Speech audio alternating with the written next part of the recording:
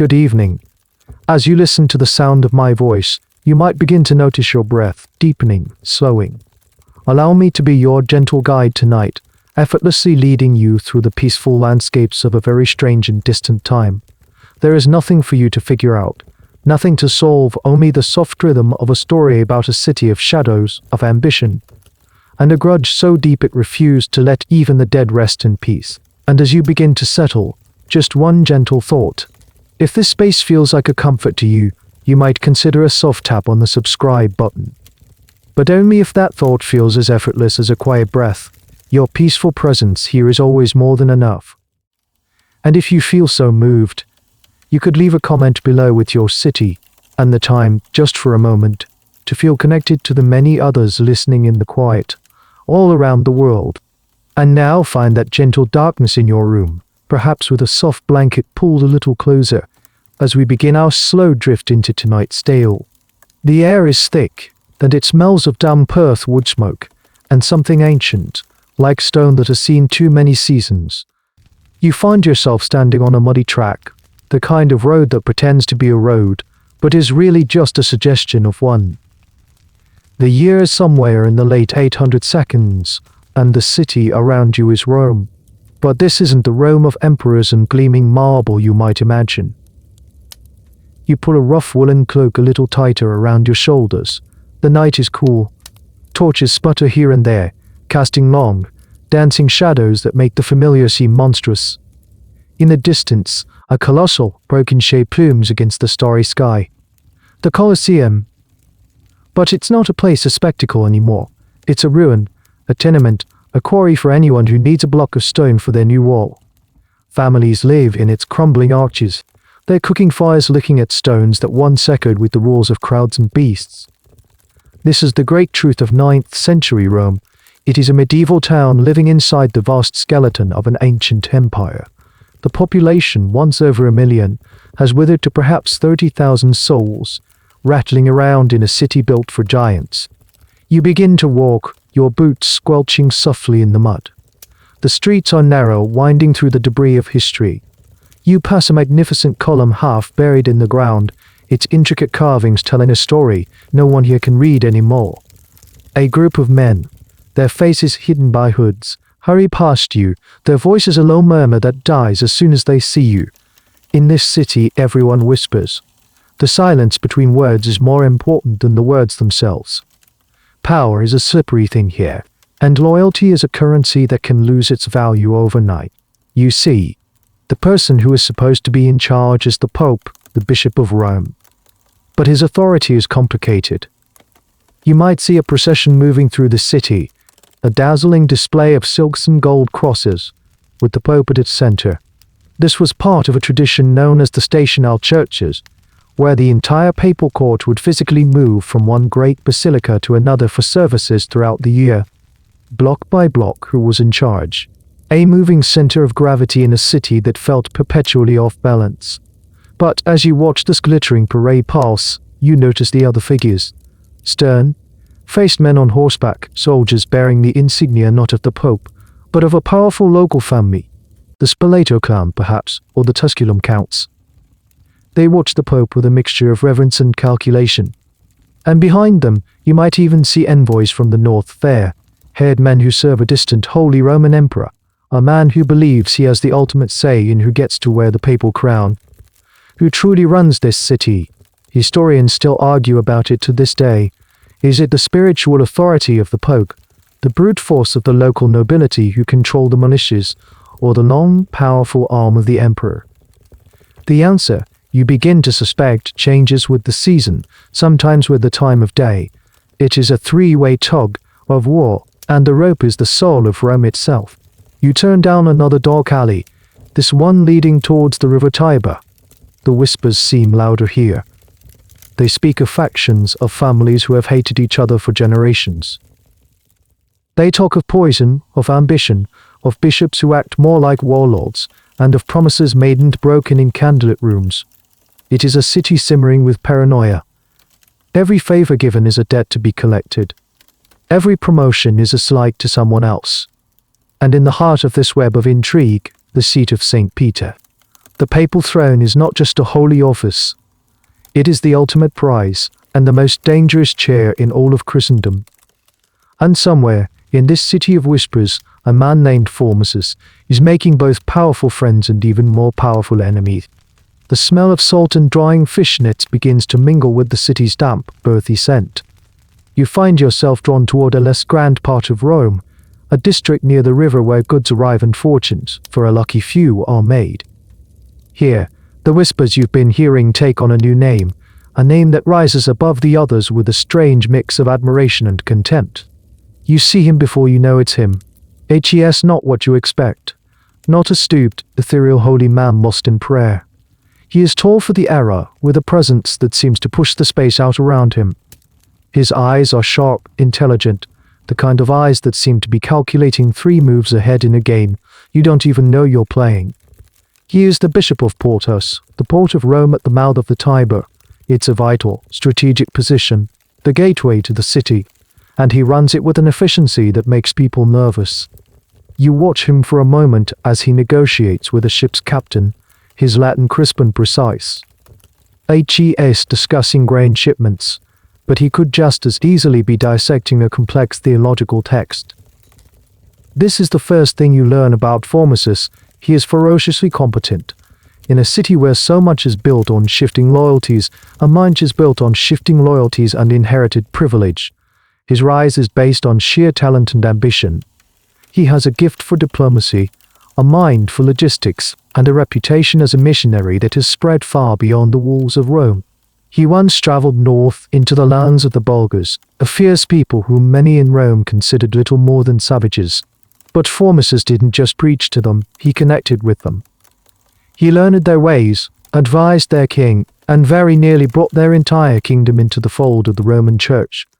This is a cold, strange little fact of history. Formosus became so popular in Bulgaria that their king Boris I wrote to the current Pope Nicholas I, specifically requesting that Formosus be made the Archbishop of Bulgaria. Imagine that. A from king, so impressed by this one man that he tries to poach him. The Pope, of course, said no. Canon law at the time, and this will become grimly important later, was quite strict on one particular point. A bishop was considered married to his diocese. You could not simply leave one bishopric to take over another, more prestigious one. It was seen as a form of spiritual infidelity, an act of naked ambition. The Pope's refusal was a public rebuke, a reminder to Formosus not to get too big for his britches. And it was the first of many such rebukes. You follow Formosus as he leaves the docks, moving through the streets of Rome. People react to him in telling ways. Some bow their heads in genuine respect. Others, particularly the clergy from powerful Roman families, watch him with narrowed eyes. You can almost hear their thoughts. Hes, an outsider. A man from Ostia. A man from Ostia, not born into the knot of elite families that had come to see the papacy as their private property. His competence is an insult to their inherited status. His success is a threat. He has a way of making powerful people uncomfortable. He served as a trusted advisor to popes, only to find himself on the wrong side of the next pope. He was once excommunicated by a pope named John Vai. A man who feared Formosus was plotting against him. John accused him of all sorts of things, of trying to become pope, of conspiring with the emperor, of abandoning his see at Portus to meddle in Bulgarian affairs, to swear an oath that he would never return to Rome or attempt to reclaim his position as bishop. For a time he was an outcast, a man without a church, without a home. Yet, he always found a way back. The next pope reversed the excommunication as popes so often did, wiping the slate clean. This is the rhythm of his life: success, accusation, exile, and return. He is a political survivor, a man who knows how to navigate the treacherous currents of Roman politics. But with every comeback, the resentment among his enemies grows deeper. They see him as a symbol of everything they despise, a low-born man who dares to be more capable, more charismatic, more influential than them. They don't just disagree with him, they hate the very idea of him. And this hatred, you sense, is not the kind of thing that simply fades with time. It's the kind of hatred that waits patiently for an opportunity, a hatred that will not be satisfied until its subject is not just defeated, but utterly and completely erased. The air grows heavy with the scent of incense and melting beeswax. You find yourself inside a palace, not one of imperial grandeur, but a slightly more cramped fortress, like residence belonging to one of Rome's noble families. This is where the real business of the city is conducted, far from the public ceremonies in the great basilicas. The light is dim, filtering through narrow, shuttered windows, illuminating dust motes dancing in the air like tiny, silent conspirators. Here, you see the other side of the story. You see the faces of the men who watch Formosus with such contempt. They are gathered in a shadowy room, their rich robes a stark contrast to the rough stone walls. At the center of this web is the powerful Duke of Spoleto, a man named Guii. He is a formidable figure, radiating a palpable aura of menace and ambition. He and his family are not native Romans. They are outsiders too, of Frankish descent, but they have something Formosus does not: an army. They are a military power, and their goal is simple: to control central Italy, and by extension, to control the Pope. You listen to their hushed, angry conversation. They speak of Formosus not as a rival, but as an obstacle, a piece on the board that is in their way. They resent his influence, particularly his strong ties to the Carolingian emperors in the north, the Franks of East Francia, to the Espoltans, who are trying to build their own Italian kingdom. Anyone loyal to the emperor is an enemy. Formosus represents a force that seeks to limit their own ascendancy. His every diplomatic success is a nail in the coffin of their ambitions. And then there are the Roman nobles, the families who have squabbled over the city for generations. You see them murmuring in corners, their alliances shifting like sand. For them the issue is more personal. The papacy in their eyes is a local prize. It brings wealth, land, and immense prestige. For centuries they have placed their sons, their nephews, their cousins on the papal throne. It is their birthright. Formosus, with his competence and his lack of a distinguished Roman lineage, is an affront to this tradition. He is a meritocracy in a world built on aristocracy, and they cannot stand it. You notice a peculiar detail, a small but telling piece of social history. Many of these elite Roman clergymen, even the bishops and cardinals, aren't actually full-time priests in the way you might imagine. A significant number of them were lay aristocrats who were fast, tracked into holy orders. A monk could be a duke's son one day and a subdeacon the next, ordained with dizzying speed specifically to hold a powerful church office. These men, like Sergius, who would later become a pope himself and a bitter enemy of Formosus, saw the church as just another arena for family politics. For them, theology was secondary to territory. Their resentment of Formosus was just political. It was professional jealousy of the highest order. They were amateurs and he was a professional. The conversation turns to the accusations made by the former Pope John VII. They air the old charges that Formosus had plotted to seize the papal throne, that he had violated canon law by coveting another bishopric. It doesn't matter that he was absolved. In the court of their private opinion, he remains guilty. Mud, once thrown, has a way of sticking, and they are happy to keep throwing it. Historians still debate the truth of these original accusations. Was Formosus a genuinely ambitious plotter, or was he simply the victim of a paranoid pope and his own obvious talent? The evidence is murky, filtered through the fiercely partisan accounts of his enemies. We may never know for sure. What is clear as you stand in the shadows of this room is that a powerful coalition is forming against him. It's an unholy alliance of unless in muscle, Roman aristocratic entitlement, and clerical jealousy. They are united by a shared hatred of one man. They may fight among themselves for scraps of power, but on the subject of Formosus they are in perfect, terrifying agreement. As the meeting breaks up, you overhear a final, chilling whisper from one of the robed figures. "He will not have it," the man mutters, his voice low and venomous. "We will not allow it. Not while we draw breath." And you realize, with a sudden cold clarity, that this is not a political disagreement. This is a blood feud, and it is a feud that will not end simply because one of the participants has the inconvenience of dying. The seeds of a truly grotesque revenge are being planted here, in these gilded, shadowy rooms, long before anyone has even thought of digging up a grave. You leave the stifling air of the noble's palace and step back into the Roman night. You find yourself walking towards the Lateran, the official residence of the popes, a sprawling complex of buildings that feels more like a fortress than a spiritual home. The moon illuminates its high walls, and you can't help but feel a sense of foreboding. You're beginning to understand the players and their hatreds, but now you wonder why. Why is this one position, this one chair, worth so much intrigue, so much venom? The answer, you realize, is all around you. You see it in the land. The Pope isn't just a spiritual leader, he is a king. He is the ruler of the Papal States, a swath of territory that cuts right across the middle of the Italian peninsula, from Rome to Ravenna. He collects taxes, mints coins, and raises armies. Becoming Pope meant acquiring immense temporal power. It was like becoming the CEO of a vast, wealthy, and spiritually significant corporation all at once. Controlling the Pope meant controlling the strategic heartland of Italy. You pass by a church, its doors shut for the night. Inside, are treasures, golden chalices, jeweled crosses, silk vestments. These are not just objects of devotion, they are assets. The church was, by a huge margin, the single largest landowner in Europe.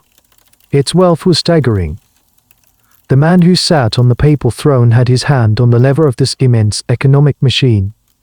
He could grant lands, award lucrative administrative posts, and direct the flow of donations that poured in from all over Christendom. It was a position of unbelievable patronage. A friendly pope could make your family rich for generations. A hostile one could ruin you. This leads to a rather undignified but crucial fact about the papacy in this era: simony. The buying and selling of church offices. It was rampant. Ambitious men, or the families backing them, would pay enormous sums to secure a bishopric or an abbacy. While the papal election itself wasn't a straightforward auction, money and influence were absolutely key. The great Roman families treated the papal throne as the ultimate prize in their portfolio. They weren't just seeking spiritual leadership, they were making a strategic investment. But the power was more than just land and gold. It was symbolic.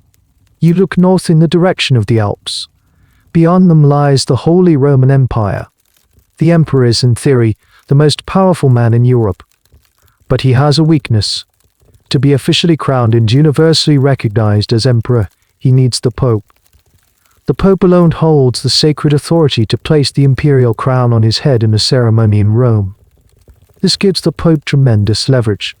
He is the gatekeeper of legitimacy. This created a bizarre and often violent dynamic. Emperors would march their armies down into Italy to persuade the Roman clergy to elect their preferred candidate as Pope. In turn, Roman nobles would fight tooth and nail to install their own man, who could then stand up to the emperor or cut a deal with him. The papal election was often a chaotic, bloody affair.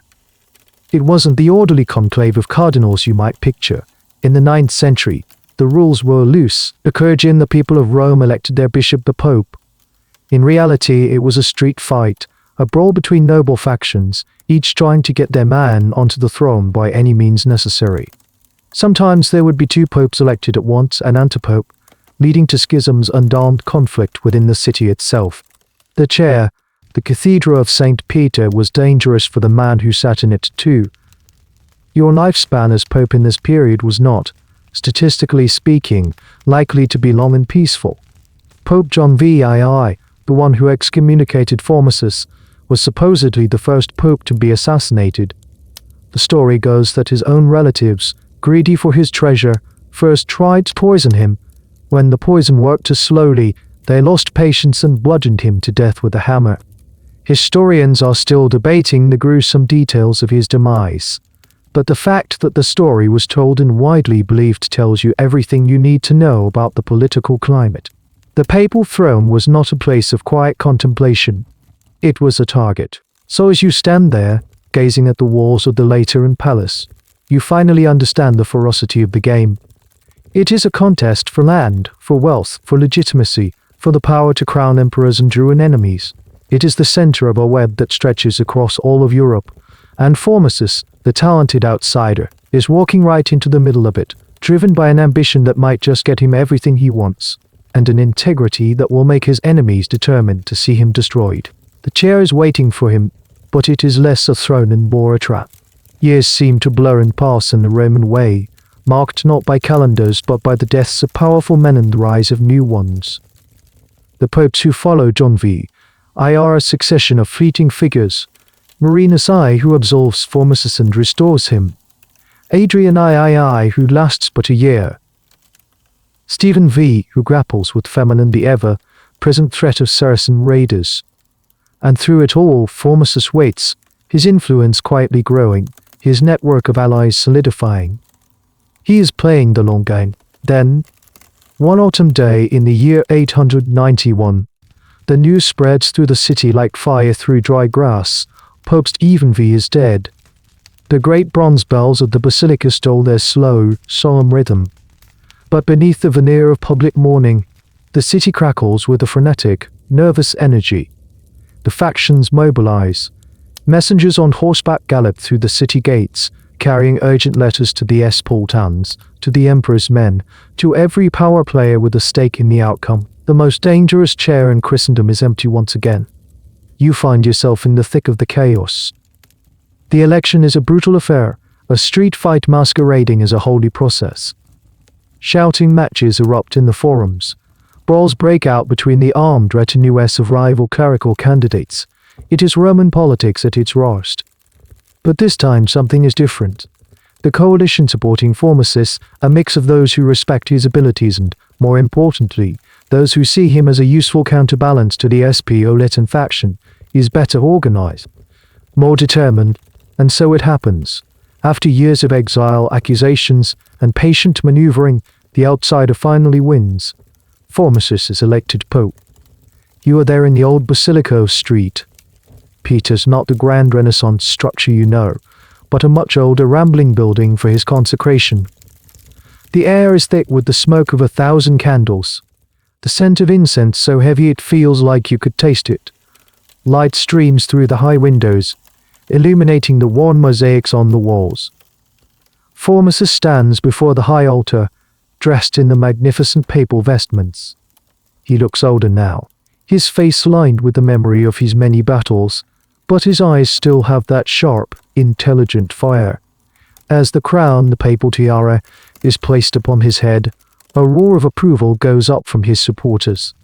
For them, this is a moment of triumph, a victory for competence over corruption, for a true man of God over the cynical aristocrats who treated the church as their plaything. But you look around at the faces in the crowd and see a different story. You see the cold, unblinking stares of his enemies. The Roman nobles, the clergy loyal to the Spartan cause. They are here, they go through the motions of respect, but their faces are masks of fury. In their eyes, this is not a consecration. It is a usurpation. The ultimate prize has been stolen from them by a man they consider an unworthy upstart. The new Pope Formosus immediately sets to work, and his actions only deepen the chasm between him and his enemies. He is a reformer. He tries to untangle the web of corruption that has choked the city's administration for decades. He challenges the authority of the local lords who have seized church lands. Every move he makes, however necessary, is a direct attack on the vested interests of the Roman aristocracy. He also looks north for an ally against the suffocating power of the Duke of Spoleto. He maintains his old connections with the Carolingian ruler of East Francia, a man named Arnulf of Carinthia. This is his great strategic gamble. He sees Arnulf as the legitimate emperor, the only force strong enough to counterbalance Guy of Spoleto and his ambitions to forge a kingdom in Italy. This, to his enemies, is the ultimate betrayal. He is inviting a foreign army to march on Rome, to interfere in what they see as their private affairs. He is an agent of a foreign power. You watch him one evening, alone in his study in the Lateran Palace. He is poring over maps, dictating letters to a scribe. The weight of his office is immense. Famine still stalks the countryside, Saracen pirates raid the coasts, and his own city is a viper's nest of conspiracies. He is trying to be the pope he believes Christendom needs, a strong, reforming, politically savvy leader. But he is surrounded. Historians still debate his motivations. A man of God trying to save the church from itself, or was he just another ambitious player in the great game, more clever and capable than the rest? Perhaps he was both. What is certain is that by becoming Pope, Formosus has not ended his troubles. He has merely escalated them. He has backed his enemies into a corner, and now they are more dangerous than ever. The hatred that once simmered in private rooms is now a city-wide conspiracy. Wide conspiracy. As he sits on his throne, he is not a victor celebrating his prize. He is a man sitting on a keg of gunpowder, listening to the fizz of a fuse. The tension in Rome becomes a palpable thing, a low hum of anxiety that you can feel in the crowded markets and the empty basilicas. Pope Formosus is trying to steer the ship of the church, but he's sailing in a storm, and the crew is plotting a mutiny.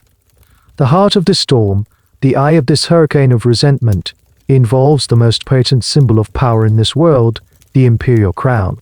You find yourself in the middle of a political drama that feels both grand and deeply petty. Gaius Spoleto, the powerful duke who sees himself as the master of Italy, has a bold request. Or rather, a demand dressed up as a request. He wants Pope Formosus to crown him Holy Roman Emperor. It is a breathtakingly audacious move. The Espoltans are not Carolingians. They have no real dynastic claim. But Guy has the one thing that matters on the ground in Italy: an army. He has bullied his way into a position of dominance, and now he wants the Pope to legitimize it, to wrap his brute force in the sacred cloak of imperial authority. Formosus is trapped. To refuse Guy is to invite the wrath of the most powerful military force in the region. Guy's soldiers are camped not far from Rome. A refusal could mean a siege, starvation, and the sack of the city. To say no is to risk his life and the lives of his people. So with a heavy heart he agrees. You witness the ceremony. It is a tense, joyless affair. Gaius Spoleto, flanked by his fiercest warriors, kneels before Pope Formosus in St. Peter's. The Pope, looking weary and resigned, places the heavy golden crown on his head. The chants of the choir echo in the vast space, but they sound hollow. The Haspeoletan faction is triumphant. Their man is now Emperor Guy.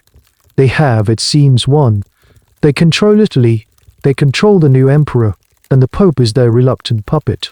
But Formosus is a survivor, a man who has slipped out of traps his entire life.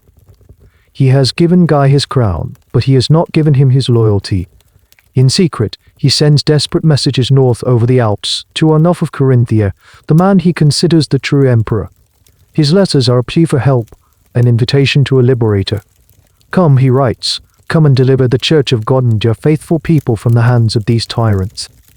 This is the act that will be twisted into his greatest crime. From the perspective of his supporters, Formosus is acting as a responsible spiritual leader, seeking aid from a legitimate and pious ruler from the grip of a thuggish usurper. He is trying to save the papacy from being a mere pawn of the Espoltans. But from the perspective of his enemies, this is treason of the highest order. He has crowned one man emperor in public, while secretly conspiring to bring in another to depose him. He is a duplicitous schemer, a man who speaks with a forked tongue. Which was he? The historical record, written mostly by his enemies after the fact, paints him as a traitor. It's a classic case of history being written by the victors, or at least, by those who survived to hold the pen. The moment of truth arrives in 896. Arnulf of Carinthia, responding to the Pope's plea, marches his Frankish army down into Italy. They are a formidable force, and they sweep aside the Espoltan defenses. They arrive at the gates of Rome, and for a moment, the city holds its breath. The Espoltan faction, led by Guy's wife, a guilty rude, a woman who will become a key villain in this story, barricades the city. But Arnulf's army storms the wall. You are there as Arnulf's soldiers pour into the city. There is fighting in the streets, but the resistance quickly crumbles. Arnulf enters Rome as a conqueror and a liberator. Pope Formosus, now an old man in his 80s, greets him with relief. A few days later, in a ceremony that feels far more genuine and hopeful than the one for Guy, Formosus crowns Arnulf of Carinthia as the new, and in his eyes, the only Holy Roman Emperor. It is the peak of Formosus' papacy, the moment his great gamble has paid off. He has freed Rome from the Espolitans and restored what he sees as the rightful order of things. But it is a victory built on a foundation of sand. Just as his triumph seems complete, fate deals a cruel hand. The new emperor, Arnulf, suffers a sudden stroke and is left paralyzed. His powerful army, now leaderless, has no choice but to retreat back over the Alps. His health finally failing after a lifetime of struggle, falls gravely ill. He has won the battle, but he will not live to see the end of the war. The crown that sealed his victory has also sealed the grudge his enemies hold against him, a grudge that is about to curdle into something monstrous. The city of Rome seems to exhale a long, slow, mournful breath. In the spring of 896, just a few months after his great triumph, Pope Formosus dies. He is an old man, perhaps 80 years old, which in the 9th century is an almost impossibly ancient age to reach. His passing, in a way, is peaceful. He dies in his bed in the Lateran palace, his great gamble seemingly successful, his chosen emperor crowned. You are part of the crowd that watches his funeral procession. It is a grand affair, as befits a pope. Priests in solemn vestments chant the litanies for the dead, their voices echoing off the ancient stones. The scent of funeral incense, heavy and sweet, hangs in the air. His body, prepared for burial, is carried through the streets to the Vatican to be interred in a sarcophagus within the hallowed grounds of St. Peter's Basilica. It is a final, dignified farewell to a man who, for all his controversies, his fuses, had been a towering figure in the church for half a century. His supporters weep. They see the passing of a great reformer, a man of courage who stood up to tyrants. They mourn the loss of a steady hand, and they fear what will come next. His enemies, however, do not weep. You see them in the crowd, their faces grim and unreadable. They are not mourning, they are waiting. The death of their great rival is not an end. The moment the stone is sealed on Formosus' tomb, the political landscape of Rome fractures. With Arnulf's army gone and Formosus dead, the Espolitan faction comes roaring back to life, led by the formidable Empress Agiltirude, Guy's widow. She is a woman of iron will in the deep, burning hatred for the man who tried to dispossess her family. She and her son, Lambert, Ray enter Rome, not as defeated usurpers, but as vengeful masters. The papacy descends into chaos. Formosus' immediate successor, a man named Boniface VI, is elected. His pontificate is notable for its brevity. He lasts just 15 days before dying, conveniently of gout. At least that's the official story. The whispers in the street suggest a more direct, less natural cause of death. Historians still quietly debate whether he was a legitimate pope at all, given the messy circumstances of his election and his even messier demise. Into this power vacuum steps a new figure, a man chosen by the Espolitan faction. His name is Stephen. You know him as Stephen VI. He is a Roman, a bishop from a noble family, and most importantly, he owes his career and his new position entirely to the enemies of Formosus. He is their man, their instrument. He is placed on the papal throne not for his piety or his wisdom, but for his willingness to serve the interests of his patrons. The atmosphere in the city changes. It becomes dark, paranoid. Supporters of Formosus are purged from the papal administration. Men who received their positions from the dead pope are stripped of their offices. A quiet, systematic erasure of his legacy begins. But for Agiltirude and the Espolitans, this is not enough. Simply undoing his work will not satisfy the deep, personal wound he inflicted upon them. They don't just want to defeat his memory, they want to desecrate it, once and for all, that he was never a legitimate pope, that his crowning of Arnulf was an illegal act, and that their claim to the imperial title was the only valid one. You find yourself listening to hushed, fearful conversations in the taverns and on the street corners. People speak of a growing madness in the Lateran palace. They talk about Pope Stephen VI, about how he seems to be consumed by a vicarious hatred, channeling the venom of his Espolitan masters. They say he speaks of Formosus not as a deceased predecessor, but as a living criminal who has somehow escaped justice. It's a strange, unsettling obsession. One of the more bizarre and chilling details from this period is the concept of damnatio memoriae, the condemnation of memory. This was an ancient Roman practice where a person deemed an enemy of the state would have their statues torn down, their name chiseled off inscriptions, their very existence officially wiped from the record. While the church didn't practice it in exactly the same way, the spirit of it is alive and well in the court of Stephen VI. They are attempting a retroactive character assassination on a colossal scale. But even that, it seems, isn't enough to quench their thirst for revenge. The quiet grave of Formosus, resting within the sacred confines of the Vatican, becomes an intolerable offense to them. It is a silent testament to his legitimacy, a stone and marble rebuke to their authority. And so, the unqueed grave will be unqueed no longer. It will be unqueed no longer. You now watch the city through the eyes of its new master, Pope Stephen VI. He is a man who walks through the hallowed halls of the Lateran Palace, but he is a ghost in his own home. He wears the papal robes, he sits on the papal throne, but the power he wields feels borrowed secondhand. Every decision he makes, every edict he signs, is filtered through the desires of his Metan patrons, particularly the Empress Agelt. You see him at his desk, a candle casting flickering shadows on his face. He is not a monster in the way you might imagine. He is something perhaps more common and more dangerous, a weak man invested with immense power, desperate to prove himself worthy of it. His own rise to the papacy was questionable. He had been made a bishop by Formosus himself, which is a detail dripping with a kind of dark Shakespearean irony.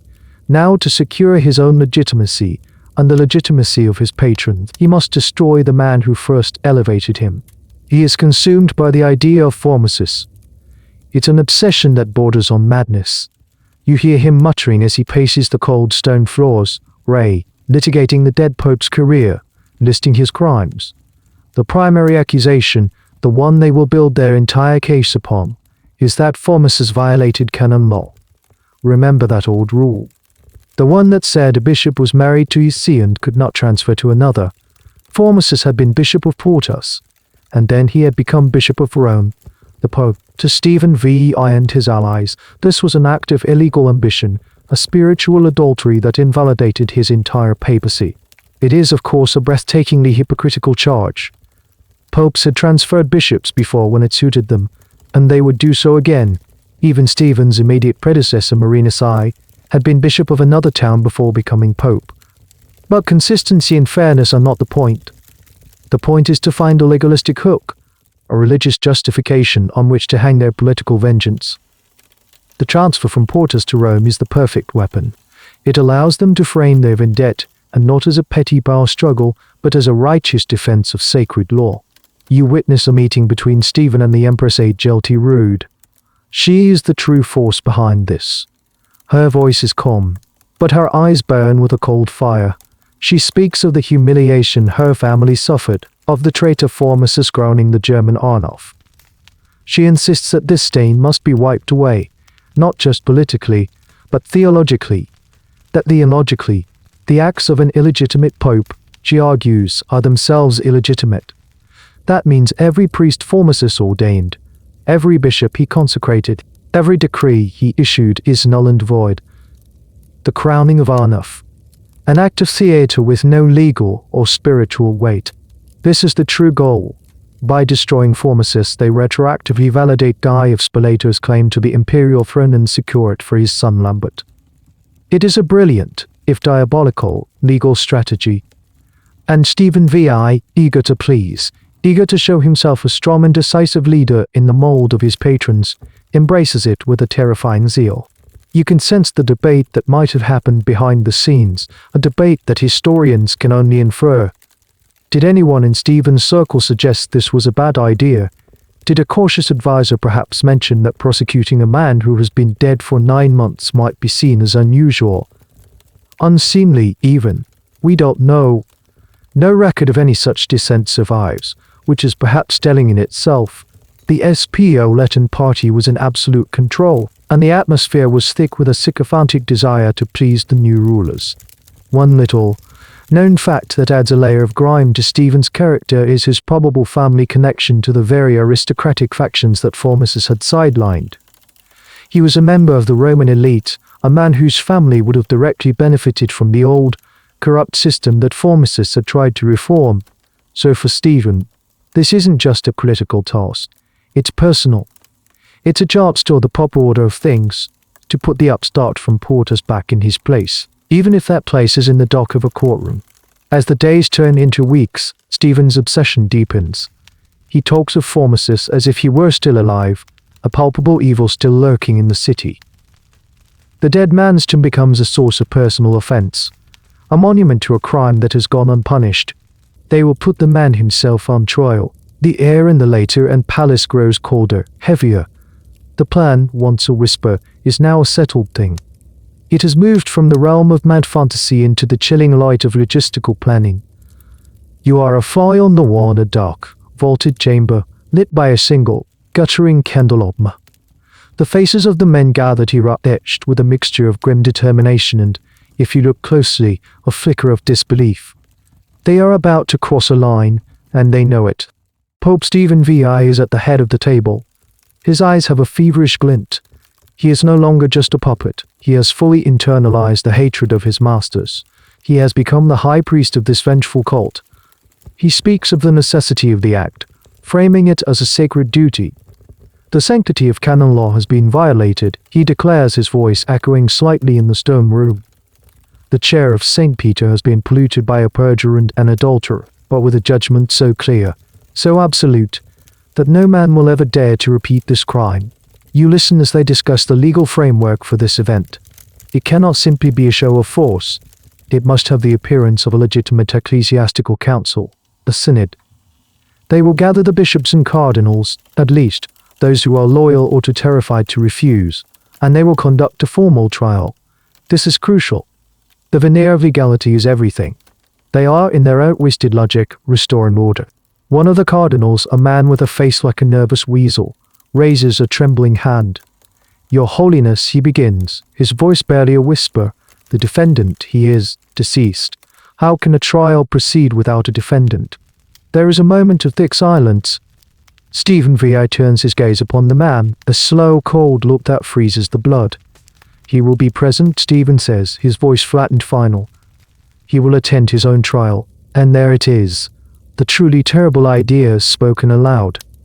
It hangs in the air, monstrous and absurd. They are not just going to try a dead man. They are going to bring his corpse into the courtroom. You can see the comprehension dawning on the faces around the table. The initial shock gives way to a slow, dawning horror, which is then quickly suppressed and replaced by grim, faced acceptance. No one dares to quite out the insanity of it. The plan has a certain grotesque genius to it. A trial in absentia would be too abstract. A simple condemnation of his memory would feel unsatisfying, just another political decree. But a trial with the body itself, that is theatre.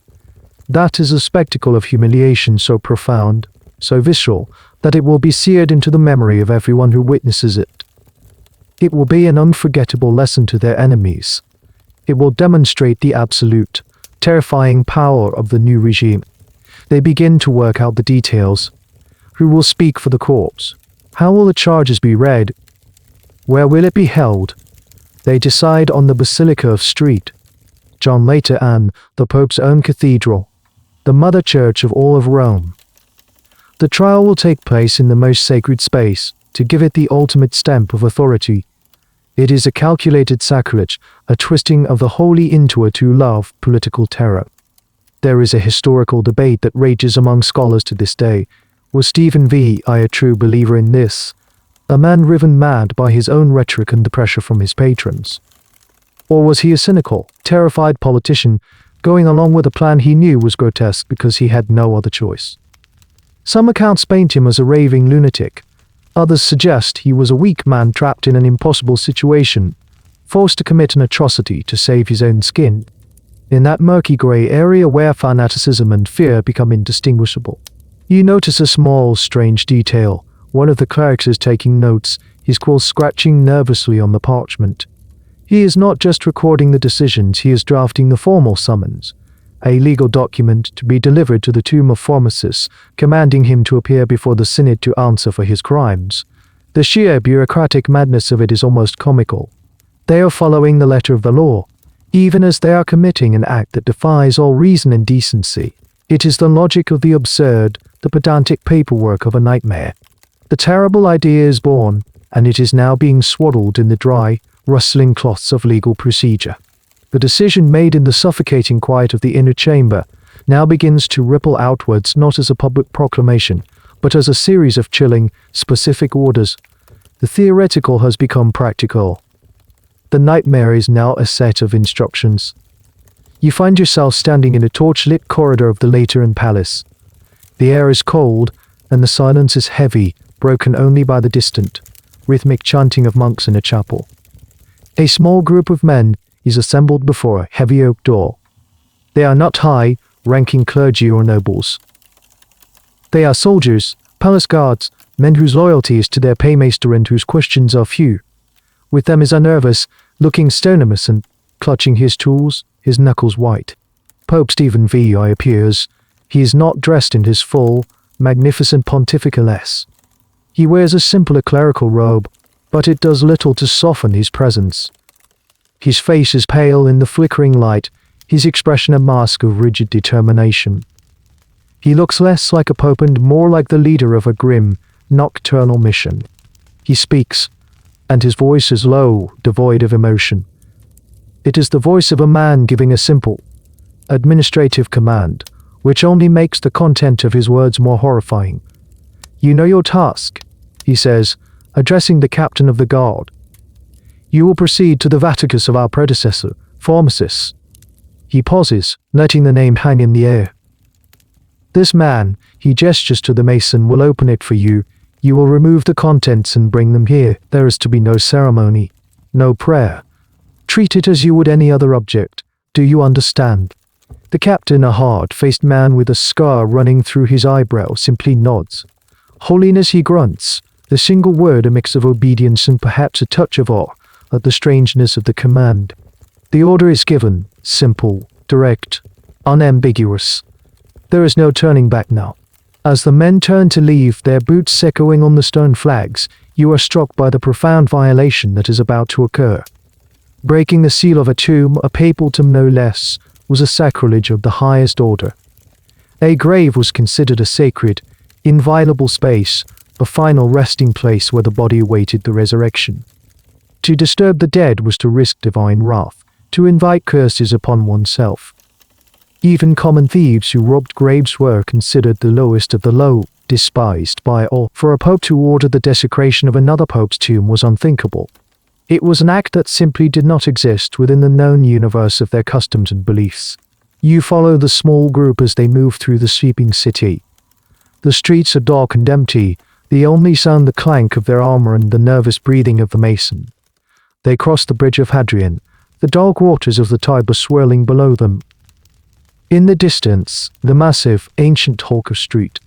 Peter's Basilica rises against the moonlit sky. This is not just a building, it is the holiest site in Western Christendom, the supposed burial place of the first apostle. To come here on such an errand feels like a profound and deliberate profanation. A curious, obscure point of canon law comes to mind. While desecrating a grave was a terrible sin, there were extremely rare precedents for exhuming the bodies of heretics. In these cases, the body might be dug up to be burned, a symbolic act to show that the heretic had been cast out of the community of the faithful. Their physical remains denied a Christian burial. But this was almost unheard of, and certainly never applied to a pope. Stephen VI and his advisors were likely twisting this obscure exception into a justification for their actions. It's a classic move, find a loophole, a sliver of legal precedent, and Dr. Bettering ram of political will straight through it. Historians debate how much of this was a calculated legal maneuver versus a pure act of rage, but the outcome is the same. They convinced themselves they had the right to do it. The soldiers reached the atrium of the basilica, the courtyard in front of the main entrance. This is where many popes and important figures were buried. It is a quiet, sacred space, filled with stone sarcophagi. The captain holds up a torch, casting eerie shadows that dance across the carved inscriptions. They search for the name, Formos, and then they find it. A simple heavy stone coffin, sealed with mortar. The captain gestures to the mason. The man hesitates for a fraction of a second, perhaps crossing himself under his breath. Then, with a deep sigh, he raises his hammer and chisel. The first sharp clink of metal on stone echoes through the silent courtyard. It is a sound of a line being crossed that can never be uncrossed. The order has been given, and now it is being carried out, chip by painful chip, in the cold Roman night. The air in the Vatican atrium is cold and still. The only sounds are the sharp, rhythmic clink, clink, clink, clink of the mason's chisel and the heavy breathing of the soldiers standing guard. You watch, an invisible observer, as the man works his way around the lid of the sarcophagus. It's slow, arduous work. The mortar is hard, and the stone is heavy. Each chip that flies off feels like a small violation, a desecration in miniature. The moon is high now, casting a pale, indifferent light over the scene. The soldiers shift their weight, their expressions unreadable beneath their helmets. Are they disturbed by this? Do they feel the weight of the sacrilege they are committing?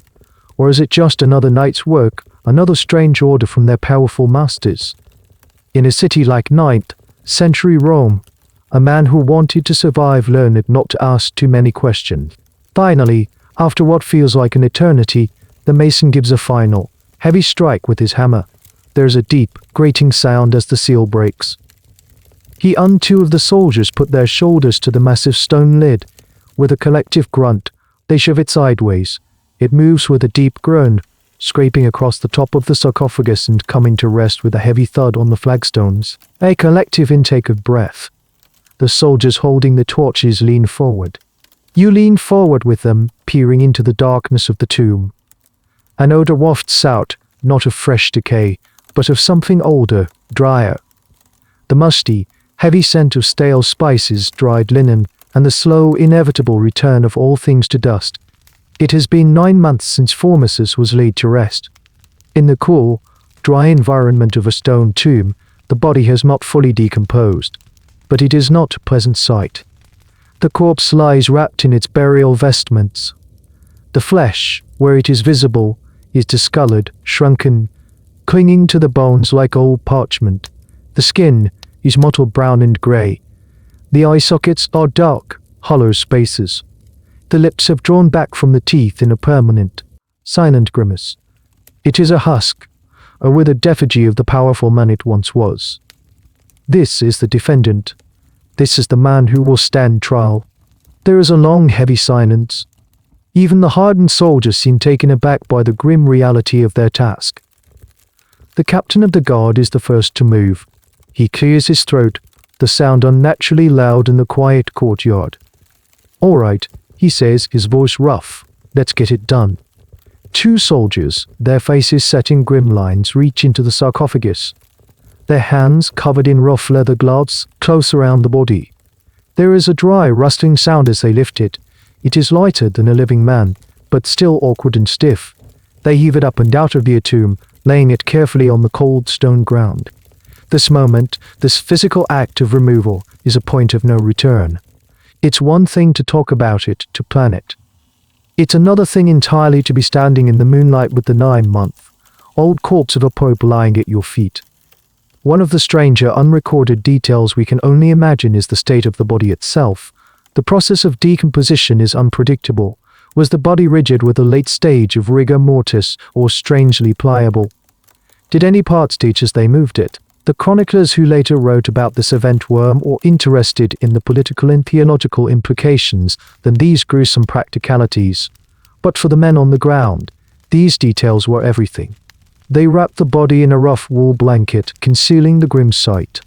They lift the bundle, one man at the head, one at the feet, and begin the journey back across the city. The sarcophagus is left open, a gaping wound in the sacred ground, its lid lying askew like a discarded thought. You follow the small grim procession as they carry their silent passenger through the deserted streets. They are a caricature of a funeral cortege, moving not towards a grave, but away from one. The journey is surreal. They pass dark houses where the citizens of Rome are sleeping, blissfully unaware of the grotesque errand being performed in their name. What would they think if they knew? This question hangs in the air. Public opinion is a sleeping giant, and Stephen VI is treading very, very heavily.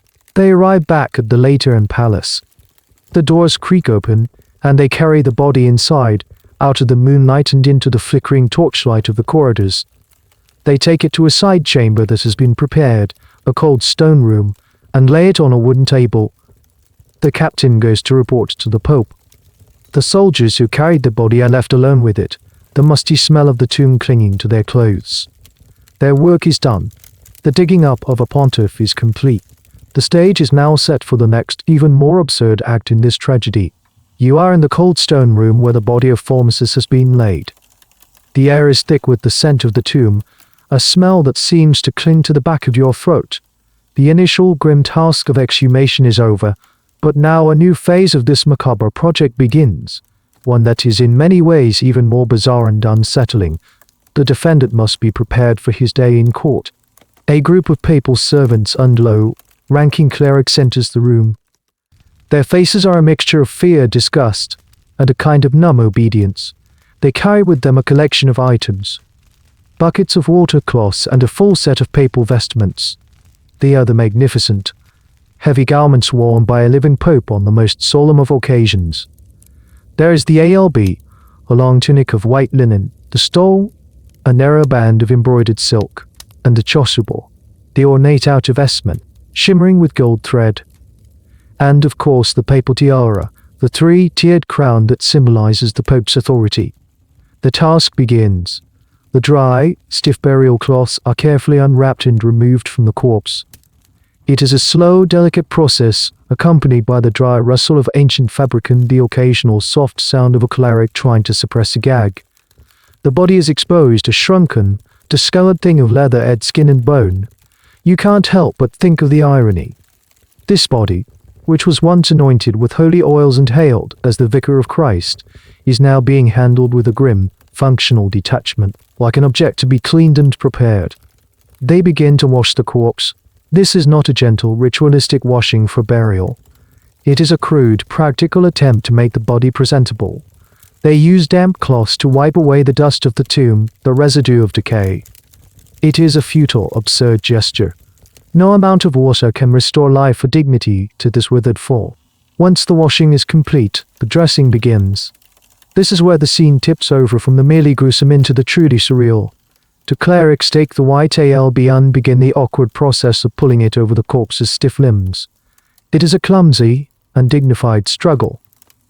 An arm, lopped at the elbow, does not want to bend. A leg is rigid. They have to force the garments onto the body. Their movements a grotesque parody of dressing a helpless doll. One little known aspect of papal vestments is their sheer weight and complexity. A full set of pontifical robes can weigh a significant amount, and they are designed to be put on a living, cooperative person with the help of attendants. To wrestle these heavy, layered garments onto a desiccated corpse is a logistical nightmare. The silk and gold thread of the chasuble, meant to convey divine glory, instead catches on the dry, brittle skin of the dead man. Historians will never know the minute-by-minute details of this process, but you can imagine the whispered curses, the averted eyes, the sheer, stomach-churning difficulty of it all. Finally, the body is closed. It is a horrifying sight. The magnificent robes, designed for a living, breathing man, hang loosely on the shrunken frame. The brilliant colors of the silk only serve to emphasize the dead, gray pallor of the hands that protrude from the sleeves. They prop the body into a sitting position on the table, and for a moment, it looks like a monstrous scarecrow, a hollow mockery of papal authority. The final touch is the tiara. A cleric approaches with the heavy crown. He holds it for a moment, his hand trembling slightly. Then, with a deep breath, he places it on the corpse's head. It's askew, too large for the shrunken skull. The jewels glitter in the candlelight, a stark, obscene contrast to the dark, empty sockets below them. The defendant is now ready. Dressed in the full regalia of the office he is accused of usurping. It is a calculated act of psychological warfare. By dressing him as Pope, they are forcing him to inhabit the role for which he is about to be condemned. It is a visual indictment, a way of saying, look at this impostor, this fraud, who dared to wear these holy garments. It is the ultimate humiliation, turning the very symbols of his power into instruments of his disgrace. Was there a theological justification for this? It's highly unlikely. This was pure political theater, designed for maximum shock and impact. There is no manual for how to dress a 9-month-old corpse for its own trial. The men in this room are making it up as they go along, guided by the insane logic of their master's vengeance. And as they stand back to look at their handiwork, a pontiff made of dust and bone, robed in splendor, you realize that the trial itself is almost irrelevant. The verdict has already been delivered in this cold, quiet room with needle, thread, and crown. The doors of the small chamber swing open, and the procession begins. It is the strangest, most sacrilegious procession you have ever witnessed. Two stout deacons lift the dressed corpse of Formosus. They hold it in a seated position, its crowned head lolling against a shoulder, its robed arms held stiffly at its sides. They begin to carry it, like a grotesque effigy, through the corridors of the Lateran Palace. You follow them. They move towards the heart of the complex, towards the great Basilica of St. John Lateran itself. This is the Cathedral of Rome, the official seat of the Pope. It is a place of immense sanctity, its history stretching back to the time of Constantine. To hold this trial, here is a deliberate statement. They are not hiding this act in some dark cellar, they are placing it at the very center of their world, wrapping it in the mantle of the Church's highest authority. They enter the basilica, and the space opens up into a vast, cavernous hall. The air is cold and smells of ancient stone and generations of incense. High above, glittering mosaics catch the light of the hundreds of candles that have been lit, depicting saints and apostles who now seem to be silent, golden witnesses to the madness unfolding below. The nave of the church is filled with rows of benches, and on these benches sit cardinals and high-ranking clergy of Rome. This is the Synod, but it does not feel like a holy council. It feels like a gathering of hostages. The men sit rigidly, their faces pale in the candlelight. Their eyes are downcast, fixed on their hands, on the floor, on anything but the front of the church. You can feel the fear in the room. It is a thick, suffocating blanket. These are the men who would have to vote, who would be compelled to participate. To object would be to declare yourself an enemy of the new regime, to risk sharing a similar, if less bizarre fate. So they sit in silence, their conical robes a stark contrast to their ashen faces. At the front of the basilica, in the apse, a makeshift courtroom has been arranged. The main papal throne, the cathedra, has been placed at the center. This is not just a chair, it is the physical embodiment of papal power. On it sits Pope Stephen VI. He looks small in the vast chair, but his face is a mask of righteous fury. His knuckles are white where he grips the ornate arms of the throne. To his left and right, on smaller chairs, sit his key allies, the men who are the architects of this trial. They are the prosecution. The exact chamber within the sprawling Lateran complex used for this event is a matter of scholarly debate. Some sources suggest it was the main body of the church, a public act of humiliation. Others argue it was more likely a specific council hall within the palace, a more controlled environment. But the symbolic choice to use the Lateran, the Pope's own seat of power, is what resonates through history. You notice the careful staging of it all. This is not a chaotic mob action. It is a meticulously planned piece of political theater. Every element is designed to project an image of legitimacy, of solemn, legal process. There are scribes with parchment and ink, ready to record the proceedings. There are guards standing at attention along the walls. They are attempting to impose the familiar, orderly structure of a trial onto an event that is fundamentally insane. One detail that goes unrecorded in the official chronicles is the smell. The heavy, sweet scent of liturgical incense, meant to evoke the presence of God, is fighting a losing battle with the faint, musty odor of the tomb that accompanies the corpse as it is carried down the central aisle. It is a conflict of sense that mirrors the conflict at the heart of the event, the holy versus the profane, the sacred ritual of the synod hijacked for an act of unspeakable vengeance. The deacons continue their slow, deliberate walk down the aisle. The assembled bishops and priests do not look up. The only sound is the soft shuffle of the deacons' feet on the marble floor and the rustle of the dead pope's magnificent, empty robes. The silence is profound, absolute. It is the silence of a city holding its breath, the silence of a city holding its breath, the silence of men who are witnessing something so far beyond the pale that there are no words for it. The procession reaches the front of the basilica. The deacons stop before the makeshift courtroom. They hold the body of Formosus, robed and crowned, ready to present him to his judge. The stage is set. The audience is seated. And now all that is missing is for the accused to take his seat. There is a throne set up facing the main papal cathedra, slightly lower, where a defendant might sit. It is an ornate, gilded chair, a seat of honor in any other context. But here tonight, it is the loneliest, most dreadful piece of furniture in all of Christendom. The deacons, with a final, synchronized effort, lift the corpse of Formosus and place it in this chair. The action is horrifying in its mundane practicality. They have to adjust the body, propping it up so that it doesn't immediately slump to the floor. The stiff limbs are arranged into a semblance of a seated posture. The crowned head is tilted back against the high back of the chair, so that the empty eye sockets seem to gaze towards the vaulted ceiling of the basilica. The hands, with their dry, papery skin, are placed on the arms of the throne. And there he sits, a pope, 9 months dead, dressed in full pontifical s, enthroned in the Mother Church of Rome, a silent, unmoving defendant in his own trial. The visual is so shocking, so utterly grotesque, that it seems to break the spell of silence in the room. A collective gasp, a rustle of movement, ripples through the assembled clergy. For the first time, they are forced to look. They see the jewel-encrusted tiara resting on a skull, the shimmering gold chasuble draped over a desiccated torso, the silk slippers on feet that will never walk again. It is a vision from a nightmare, a macabre tableau that defies all reason. Pope Stephen V. I leans forward in his throne, a grim smile touching his lips. This is the moment he has been waiting for. This is the ultimate spectacle of humiliation. He has not just summoned an enemy. He has made him an object, a prop in a play of his own devising. You can't help but wonder about the psychological state of the people in the room. What are they thinking as they gaze upon the scene?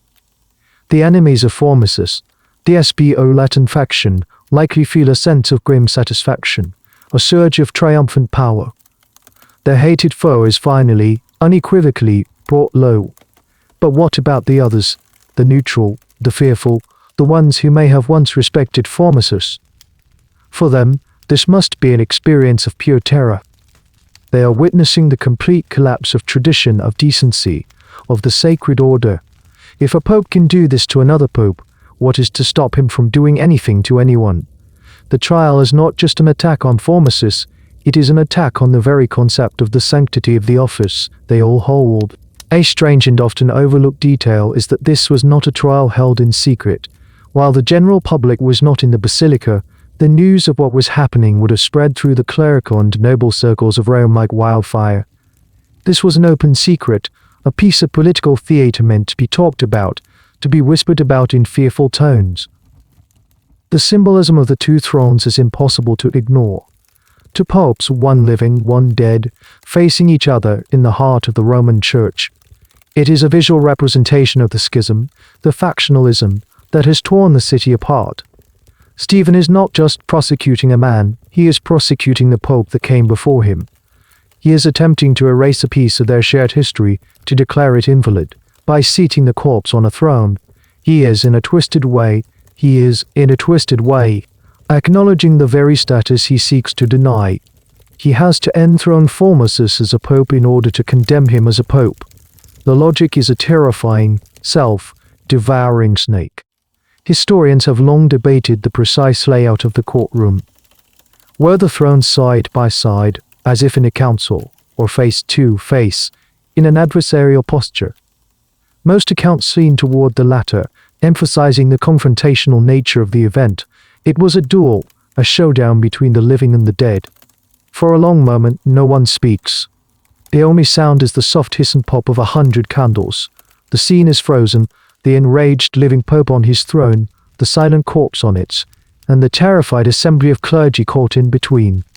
The air is thick with unspoken words, with fear, with the memory of hatred, and with the faint, persistent smell of the grave. The accused has taken his seat. The trial can now begin. The silence in the basilica is finally broken. Pope Stephen VI rises slowly from his throne. His face is no longer a mask of cold fury. It is flushed, contorted with a passion that seems to have been simmering for years. He takes a step forward. His voice, when it comes, is not the measured tone of a judge, but the raw, unrestrained shout of an accuser. "You," he screams, his arm outstretched, his finger pointing directly at the enthroned corpse. "Formosus, we address you. Answer the charges. Why did your insatiable ambition lead you to abandon your see at Portus and usurp the universal see of Rome, in defiance of the sacred canon?" The sound echoes through the vast, cold space. The sudden violence of it makes the assembled clergy flinch. The question hangs in the air, met, of course, with a profound and absolute silence from the defendant. The corpse just sits there, its crowned head tilted, its jaw fixed in its deathly grimace.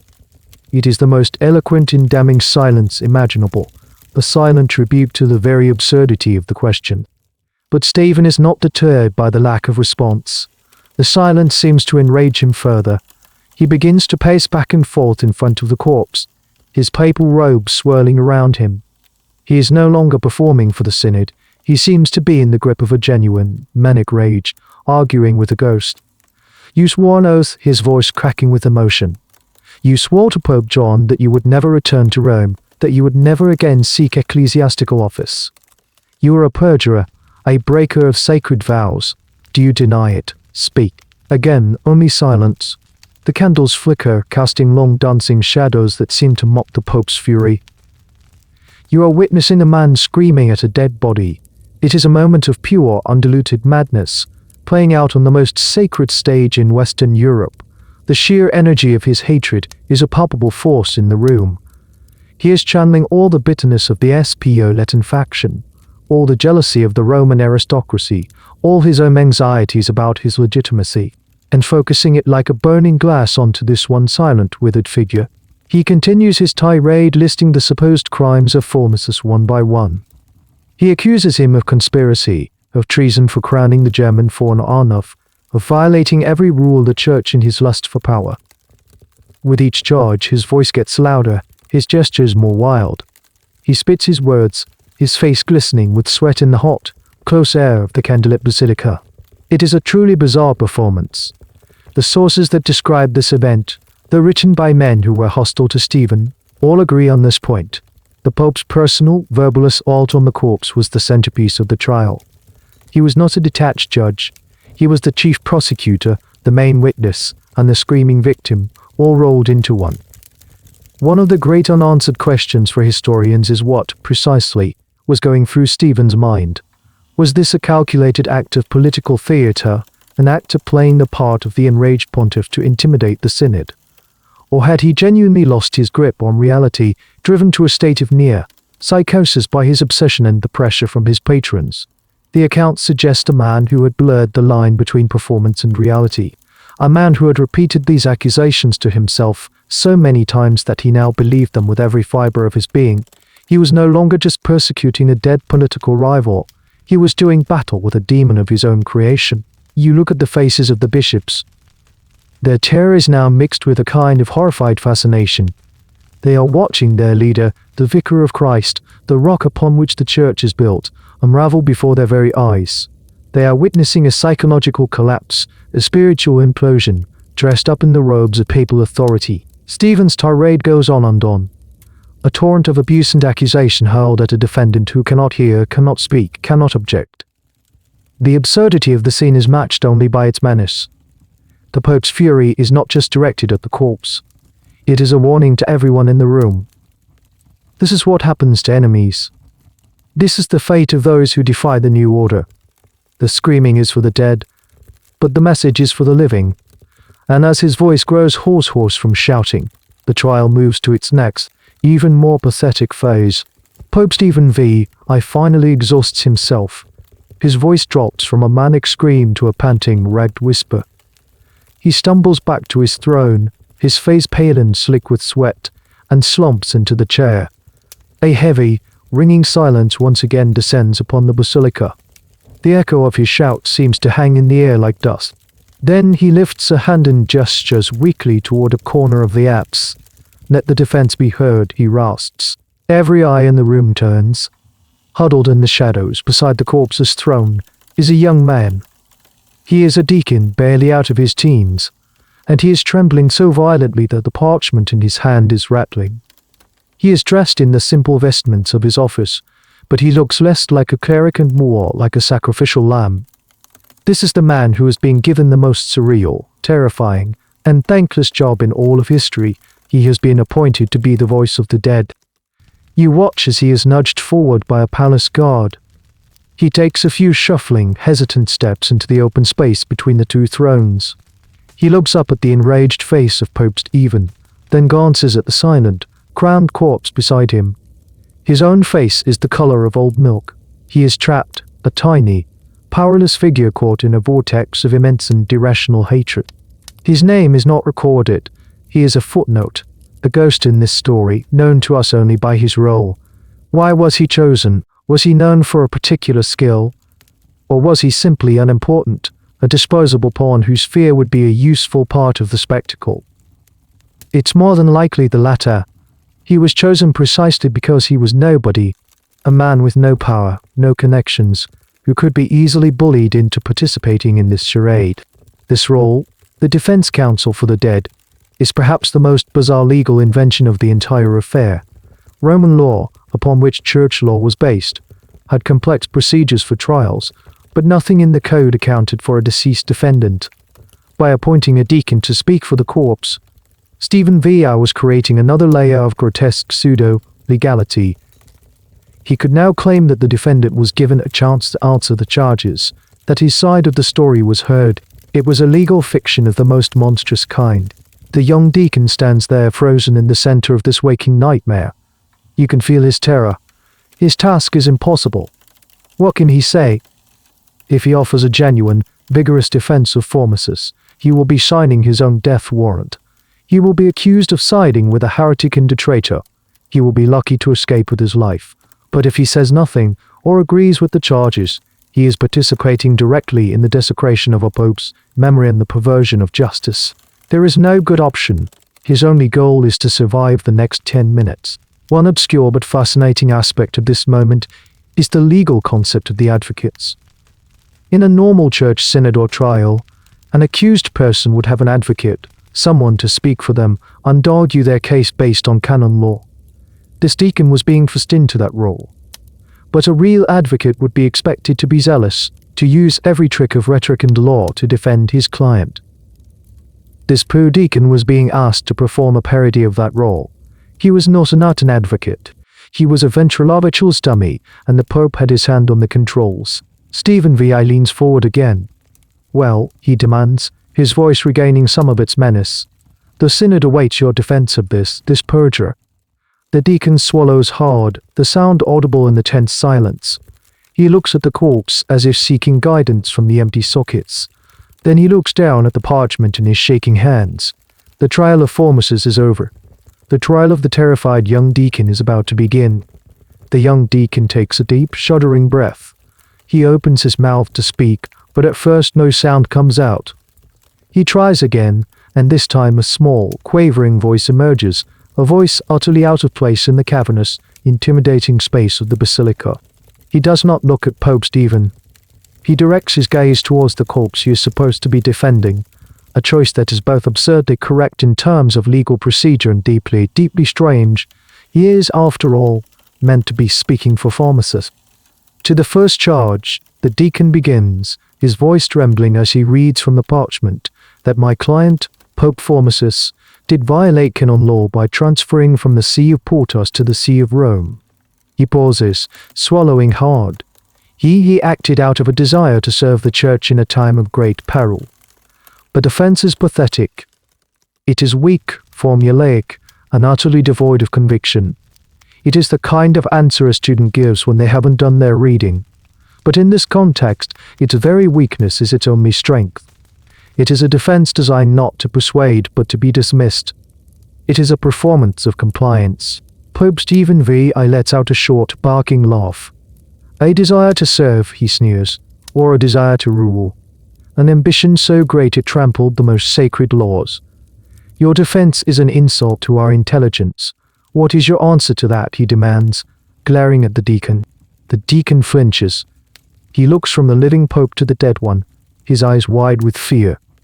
He is supposed to be channeling Formosus, answering on his behalf. The silence stretches. Then, the deacon, in a moment of what can only be described as terrified, desperate improvisation, makes a choice. He subtly changes his posture, as if trying to inhabit the character of the corpse. He drops his voice an octave, trying to sound older, graver. He speaks, but now the words are directed to Pope Stephen, as if Formosus himself were answering. Your Holiness, the deacon says, his voice a strained imitation of authority, I acted with the consent of a synod and for the good of the Roman people. It is a moment of pure, surreal theatre. A teenage deacon, pretending to be the ghost of a dead pope, arguing with a living pope who was consumed by a vengeful rage. The assembled bishops watch, their faces frozen in expressions of disbelief. They are no longer at a trial, they are at a very, very strange play. The questioning continues, following this bizarre pattern. Stephen screams an accusation at the corpse. The deacon waits, a terrified medium, before offering a feeble, pre-written rebuttal in his Formosus voice. With each exchange, Stephen grows more enraged, batting away the pathetic defenses with contempt. And what of your perjury? Stephen roars. You swore an oath before God and Pope John, did you not swear it? The deacon, as Formosus, can only offer another weak excuse. The oath was sworn under duress, he whispers. It was declared invalid by your predecessor, Pope Marinus. This is, in fact, a solid legal point. The previous pope had absolved Formosus of that oath. But legal points are irrelevant here. This is not a trial about facts. It is a ritual of condemnation. Marinus Stephen spits the name. Another usurper. Another who flouted the canons. Two wrongs do not make a right. Your crime stands. The defense of silence and fear continues. The deacon says as little as possible. His answers are short, cautious, designed to offer the bare minimum of a defense, without giving Stephen any new reason to be angry. He is walking a tightrope over a pit of fire. His only goal is to get to the other side without falling. Historians have often wondered about the script for this part of the trial. Was the deacon given a list of answers to read? Or was he forced to improvise his responses based on the charges? The latter seems more likely, and far more cruel. It would have forced him to think on his feet, to constantly gauge the Pope's mood, to try and find the least offensive way to play his part in this farce. The psychological pressure must have been unbearable. This entire portion of the synod, the defense, is a stark illustration of how totalitarian power works. It doesn't just demand silence, it demands participation. It forces its victims to become complicit in their own humiliation. The deacon is not just being terrorized, he is being forced to voice the very arguments that will be used to condemn the man he is defending. His role is to make the process look complete, to tick the box that says defense was heard, so that the verdict can be presented as the result of a thorough and balanced process. Finally, after what feels like an eternity, the questioning is over. The deacon has run out of pathetic excuses. He stands, pale and shaking, having survived his ordeal. He has offered a defense made entirely of silence, fear, and reluctant whispers. And now his role in this grim spectacle is complete. He shuffles back to his place in the shadows, his part in history over, leaving the silent defendant to face his inevitable fate alone. With the pathetic defense concluded, a heavy, expectant silence falls over the basilica. The theatrical part of the trial is over. Now comes the grim, administrative conclusion. Pope Stephen VI, his face still flushed with a combination of rage and exertion, turns his attention from the corpse to the assembled bishops of the synod. You have heard the charges, he says, his voice low and menacing, a stark contrast to his earlier shouting. You have heard the feeble and blasphemous excuses offered in his name. The evidence of his crimes is undeniable. His guilt is manifest. He lets his gaze travel slowly across the rows of seated clergymen. He looks into the eyes of each man one by one. It is a moment of intense, unspoken pressure. This is the roll call. This is where loyalty is measured and recorded. There will be no secret ballot, no quiet abstentions. Their vote will be public, a testament to their submission to the new regime. We now ask for your judgment. Stephen continues, his voice like ice. Is this man, Formosus, who sits before you, guilty of usurping the papacy, of violating the sacred canons, and of perjury before God? He does not need to wait for an answer. The outcome was decided long before the first chisels struck the sarcophagus. But the ritual must be completed. One by one, the bishops and cardinals are called upon to stand and give their verdict. The first to be called is a senior cardinal, a known ally of the SP-Oletan faction. He rises, his movement stiff, and in a loud, clear voice that rings with false confidence, he declares, culpabilis, guilty. The next man is called. He is older, his face a web of worried lines. He hesitates for a fraction of a second, a moment of internal struggle that feels like an eternity. He glances at the armed guards lining the walls, then at the furious face of Pope Stephen. He lowers his eyes. Culpabilis, he mutters, the word barely audible. He sits down quickly, as if hoping to disappear into the shadows. And so it goes down the line.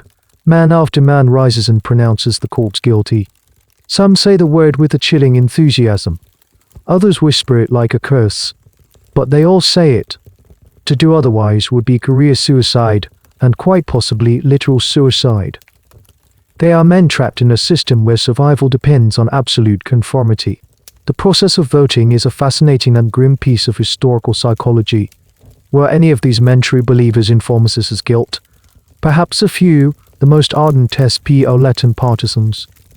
But the vast majority were likely a mixture of the terrified, the cynical. They were other, stamping a decision that had already been made, participating in a show trial to protect themselves and their positions. This unanimity is one of the details the chroniclers made sure to record. It was presented as proof of the righteousness of the verdict.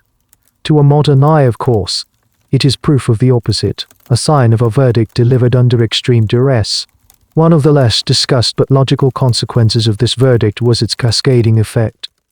If Formosus was never a legitimate pope, then as Empress Aglt had intended, none of his acts were valid.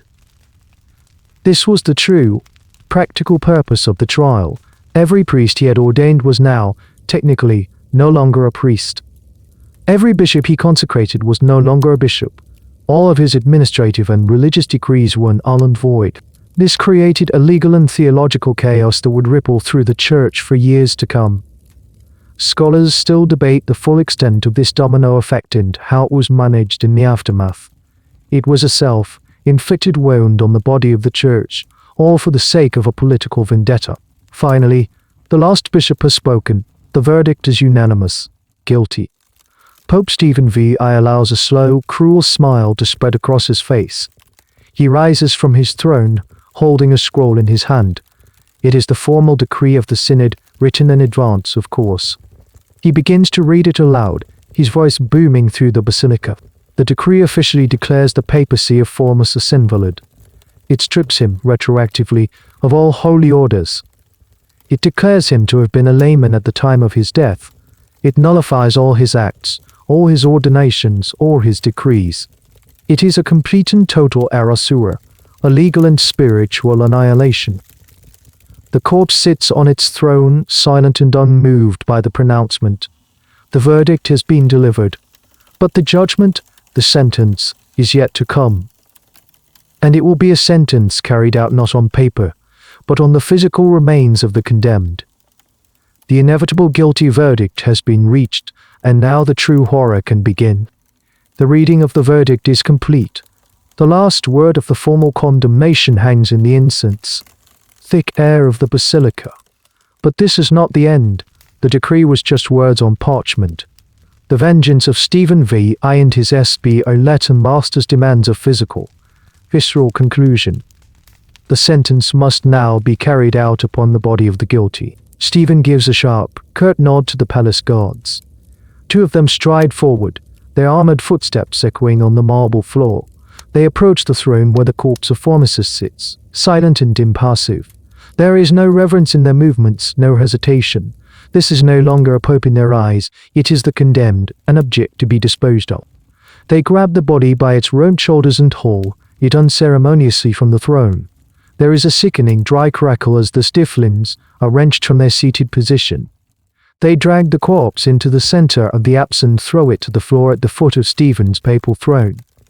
The tiara, dislodged by the rough handling, falls off the corpse's head and rolls a short distance across the floor, its jewels glittering mockingly in the candlelight. The assembled clergy watch, frozen in a state of horrified silence. They have just participated in a legal farce. Now they are witnesses to a physical desecration. Stephen VI descends from his throne. He stands over the prostrate body, his face a mask of triumphant contempt. He begins to speak, his voice low and guttural, pronouncing the sentence. Because he unlawfully wore these sacred vestments, he declares he shall be stripped of them. Because he polluted this holy office, every sign of it shall be removed from his person. At his command, the guards and several beacons fall upon the body like wolves. They begin to tear the papal robes from the corpse. There is no careful undressing now. They rip the priceless, gold-threaded chasuble. They tear the silk stole. They pull and shred the white linen alb. The sound of rending fabric fills the church, a sound of violent, methodical destruction. Within moments, the body is stripped bare, its shrunken, discolored limbs exposed to the flickering candlelight. It lies on the cold floor, a pathetic, withered thing, all its borrowed majesty gone. But the humiliation is not over. Stephen points a trembling finger at the corpse's right hand. With this hand, he hisses he offered blessings he had no right to give. With these fingers, he anointed priests he had no right to ordain. A guard steps forward. He holds a short, heavy knife. He kneels down beside the body. He takes the corpse's right hand, the hand that had, in life, blessed emperors and commoners alike. The skin is like dry leather. The guard places the blade against the first of the three fingers used for blessing, the index, the middle, and the ring finger. He presses down. There is a dull, crunching sound as the blade cuts through the desiccated flesh and breaks the brittle bone beneath. He saws through the tough ligaments. He severs the first finger. Then he moves to the second, and the third, one by one. The three benediction fingers are cut from the hand and fall to the marble floor. This act is one of profound symbolic violence. It is not random mutilation. It is a targeted attack on the very essence of Formosus' priestly and papal authority. They are deconsecrating him, physically undoing the anointing that made him a priest. They are rendering him, even in death, incapable of performing the sacred functions he was condemned for usurping. The specific, grisly detail is one of the few that all the historical accounts, even the most biased, agree upon. It was the sickening centerpiece of the sentence. A strange, almost unbelievable rumor, likely a later embellishment but one that speaks to the horror of the event, is that Stephen VI himself performed the mutilation. It's a detail that historians generally doubt, as it would have been considered unclean for a pope to handle a corpse in such a way. But the fact that the story was even told shows the depth of the revulsion Stephen inspired. He was seen as a man capable of anything. The three severed fingers lie on the floor beside the naked, mutilated corpse. The trial is over. The verdict is rendered. The sentence has been carried out. The body of the man who was once Pope Formosus has been stripped, dishonored, and dismembered in the mother church of Christendom before the terrified eyes of his fellow clergy. And still, his ordeal is not over. The final act to dispose of is yet to come. The grotesque scene in the basilica is finally over. The synod is dismissed. The terrified bishops and clergy file out, their faces pale, their eyes averted, eager to escape the desecrated space and the suffocating presence of their unhinged pope. They carry with them a memory that will haunt them, a story that will be whispered in horrified tones across Europe. Left behind in the now eerily empty church are the corpse, the guards, and a few papal functionaries. The mutilated body of Formosus lies on the floor, a grim piece of refuse to be cleared away. The sentence of the court was not just desecration, but erasure. The body was not to be given a Christian burial. It was not even to be buried in unconsecrated ground. It was to be cast out, expunged from the community of both the living and the dead. The guards wrapped the naked, fingerless corpse in a rough sackcloth, a final, coarse indignity. They heaved the bundle onto their shoulders and carried it out of the basilica, leaving the stripped vestments and severed digits lying on the floor like the debris of a savage ritual. You follow them out into the Roman night. The air outside is cool and clean, a stark contrast to the thick, foul atmosphere of the trial. The city is asleep, its dark streets and alleys unaware of the grim procession moving through them.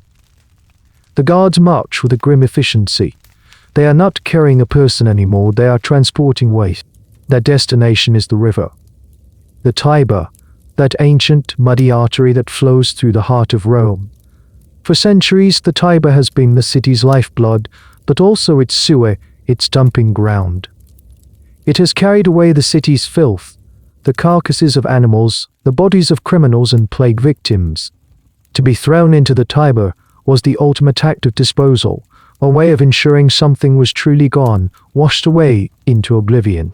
They reached the riverbank near the Pont sub Lycius, one of the oldest bridges in Rome, or what was left of it. The dark water swirls and eddies, reflecting the faint light of the moon. The river is a powerful, hungry presence in the night. This method of disposal was rare, but not unheard of. Criminals executed for the most heinous crimes were sometimes denied burial and thrown into the river. It was a punishment that extended beyond death, denying the body a resting place and, in the belief system of the time, potentially hindering its chances at the resurrection. By consigning Formosus to the Tiber, Stephen V.I. was not just getting rid of a body. He was making a final, damning theological statement. He was casting Formosus out of sacred history itself. There is a moment of grim, practical work on the riverbank. The guards attach heavy stones to the sackcloth bundle, weighting it down to ensure it sinks. They don't want the body washing up on some downstream sandbar in a few days. They want it gone, pulled down into the muddy, dark depths of the river, to be devoured by whatever creatures live there, to become one with the silt and the grime. With the weights attached, two of the guards swing the heavy bundle back and forth, a grim pendulum counting down the final seconds. 1, 2, 3, with a final, coordinated heave, they release it. The bundle arcs out over the dark water, a black shape against the night sky. It hits the surface with a loud, ugly splash that breaks the silence of the night. For a moment, it floats. Then, dragged down by the weights, it gurgles, sits beneath the surface, and is gone. A few bubbles rise and pop. The ripples spread outwards, shimmering in the moonlight, until they dissolve into the river's current. Then, there is nothing. The river flows on as it always has, carrying its new secret towards the sea. The guards watch for a moment, then turn and walk away, their work complete. You are left alone on the riverbank, the sound of the water lapping against the shore. The erasure is complete. Pope Formosus, his title stripped, his acts nullified, his body desecrated and now sunk in the Tiber, has been utterly and completely destroyed. Or so it seems. In their meticulous, obsessive quest to wipe him from existence, Stephen V.I. and his allies have made a profound miscalculation. They have failed to account for the one thing they cannot control, the judgment of the common people, and perhaps the judgment of the earth itself. In the days following the synod, a strange and uneasy quiet settles over Rome. The official story is promulgated. A great evil has been cleansed from the church, a usurper has been judged, and sacred law has been upheld. But the official story is not what people are whispering about in the marketplaces, in the taverns, and behind the closed doors of their home. The story that spreads through the city is not one of righteous judgment, but of a monstrous sacrilege. The details leaked by the terrified clergy who were forced to witness it are repeated in hushed, horrified tones: the corpse on the throne, the severed fingers, the splash in the Tiber. The common people of Rome, who had lived through decades of political violence and cynical power plays, are not naive. They know a political vendetta when they see one. This grotesque theater of cruelty has crossed a line. It feels different. It feels unholy. A current of revulsion begins to flow beneath the surface of the city, a quiet, growing anger. Pharmacist, who in life had been a controversial and often unpopular figure, is now transformed in the public imagination. He is no longer the ambitious politician. He is a martyr, a victim of a terrible injustice. His enemies, in their attempt to utterly destroy him, have accidentally made him a saint in the eyes of the people. Then nature itself seems to weigh in. Just a few days after the body is thrown into the Tiber, the ground begins to tremble. It's not a massive, city-destroying earthquake, but a series of powerful, unsettling tremors. Buildings shake. Stones fall from the crumbling arches of the ancient ruins. The great bronze doors of the basilicas groan on their hinges. In an age where every natural event was seen as a potential message from God, the meaning of this is clear to everyone. You are standing in the Lateran palace when one of the tremors hits. The massive stone structure groans around you. A heavy tapestry rips from its moorings and falls to the floor. Clerics cry out in alarm, crossing themselves frantically. In the middle of the chaos, you see Pope Stephen VI. His face is ashen. This is not the reaction of a man confident in the righteousness of his actions. This is the reaction of a man who is beginning to suspect he has made a terrible, terrible mistake. The earthquake is a historical fact, recorded in several chronicles of the period. But what is more important than the quake itself is how it was interpreted. For the people of Rome, it was a divine sign, a clear and unambiguous verdict on the Cadaver Synod. God was rendering his own judgment, and it was not in Stephen's favor.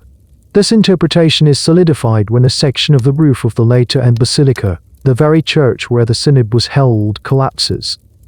The damage is significant, a gaping wound in the mother church of Christendom. The symbolism is almost too perfect.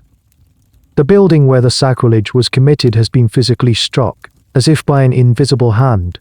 The historical accuracy of this specific detail is debated by scholars. Some believe it was a later embellishment to make the story more dramatic. But whether it happened literally or not, the story of the collapsing roof became a crucial part of the legend, a powerful piece of anti-Stephen propaganda. It was the proof the people needed. God was on the side of the mutilated corpse. This growing public outrage is fueled by another, more practical problem created by the synod. Remember all those priests and bishops who had been ordained by pharmacists. The synod had declared them all to be laymen. This wasn't just a theological problem, it was a social one. Suddenly, communities all across Central Italy discovered that their local priest was, according to the new pope, not a priest at all. The marriages he had performed were invalid. The baptisms he had conducted were meaningless. The last rites he had given to the dying were void. This created a wave of profound spiritual anxiety and chaos. People's lives were thrown into turmoil, all to serve a political grudge. The tide of public opinion has turned, and it has turned with a vengeance. The whispers are growing louder. The silent, sullen crowds that watch Pope Stephen pass in the streets are no longer just fearful, they are contemptuous. The man who thought he was cementing his power through a spectacle of terror has instead revealed himself to be a monster and a fool. The earth has shaken, the church has cracked, and the people are beginning to stir.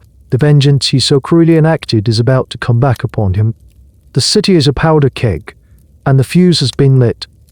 The earthquake was the spark, but the fuel is the deep, simmering rage of the Roman people. The enemies of the Latin faction, who had been silenced and intimidated, now see their chance. They begin to stoke the flames of public anger, organizing the discontent, giving it a voice and a direction. You find yourself in the middle of a crowd that has gathered in one of Rome's public squares. It starts as a murmur, a few dozen people complaining about the price of bread, about the chaos in the church. But the crowd grows. Soon, it is hundreds, then thousands. The murmurs turn into shouts, and the shouts are all directed at one man, Pope Stephen VI. They call him the grave robber, the mad pope. They chant the name of Formosus, not as a pope, but as a wronged man, the martyr. The atmosphere in the city, once thick with fear, is now electric with rebellion. The power of the S-Pole towns, which had seemed so absolute just a few weeks ago, is suddenly revealed to be a fragile shell. Their authority rested on the passive consent of the governed, and that consent has been withdrawn in the most dramatic way possible. The rebellion is swift and decisive. It is less a civil war and more a city-wide uprising. Factions loyal to the memory of Formosus, backed by the angry populace, take to the streets. There are skirmishes with the guards loyal to Stephen, but the momentum is entirely with the rebels. They storm the fortified residences of SBO Latin supporters. They seize control of key bridges and gates. The city turns on its masters. You are there when the mob reaches the Lateran Palace. The crowd surges against the great wooden gates, their roar a single, unified wave of fury. They are armed with whatever they could find, farming tools, butchers' knives, tubs. Inside, Pope Stephen VI is trapped. His guards are deserting him. His allies are nowhere to be found, either having fled the city or been captured themselves. The man who, a short time ago, held the power of life and death, is now a prisoner in his own home. The gates splinter and break. The crowd pours into the palace, a tide of angry humanity. They hunt for the Pope, their shouts echoing in the vaulted halls where the mad trial had taken place. They find him not on his throne, but hiding in a small antechamber, his papal robes discarded, his face a mask of pure terror. He is seized. They drag him from the palace, not with the ceremony he afforded the corpse of his predecessor, but with the rough, brutal efficiency of mob justice. He is stripped of his remaining finery. He is paraded through the streets, the same streets he once passed through in solemn procession. The people who once bowed their heads now scream insults, spit at him, throw refuse. He is subjected to the same public humiliation he had so eagerly inflicted on another. The historical accounts of Stephen's downfall are swift and brutal. He was overthrown in a popular uprising, a rare and powerful event in this era of top-down authority. The exact timeline is a bit murky, but the Cadaver Synod took place in January of 897, and by summer of that same year, Stephen was a prisoner. His reign of terror was remarkably short-lived. He is thrown into a dungeon, a dark, damp cell deep beneath the ground. Here, in the cold and the dark, he is left to contemplate the consequences of his actions. His patrons, the Espoltans, have been driven from the city. His papacy is over. One of the great ironies of this story is how even VI meets his end. He is not given a trial, not even a show trial, nor formal verdict. One day his jailers enter his cell. They do not carry a sword or a cup of poison. They carry a rope. They strangle him. It is a quiet, ignominious death for a man whose actions were so loud and spectacular. Why was he strangled? The reason is a grimly practical piece of political calculation. Strangling was a method of execution that left no visible wound, shed no blood. It was considered a cleaner death, one less likely to create a martyr or a blood feud. His enemies wanted him gone, but they didn't want the mess of a public execution. It's a point that historians find grimly fascinating, even in their revenge. His opponents showed a political subtlety that Stephen himself so disastrously lacked. The man who put a corpse on trial is now a corpse himself, his body left in a dark cell, his brief, terrible reign at an end. The vengeance of the people has been swift, total, and final. But the story is not quite over. The ghost of Formosus still has one last, improbable return to make. The city of Rome breathes again.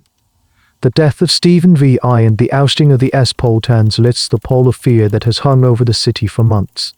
The rebellion has been successful, but a strange, unresolved question lingers in the air like a ghost. What about the body, condemned and cast into the river? The story that follows is one of those historical accounts that feels more like a legend or a fable than a statement of fact, yet it is repeated in multiple chronicles of the time. It is a story that the people of Rome desperately wanted to believe.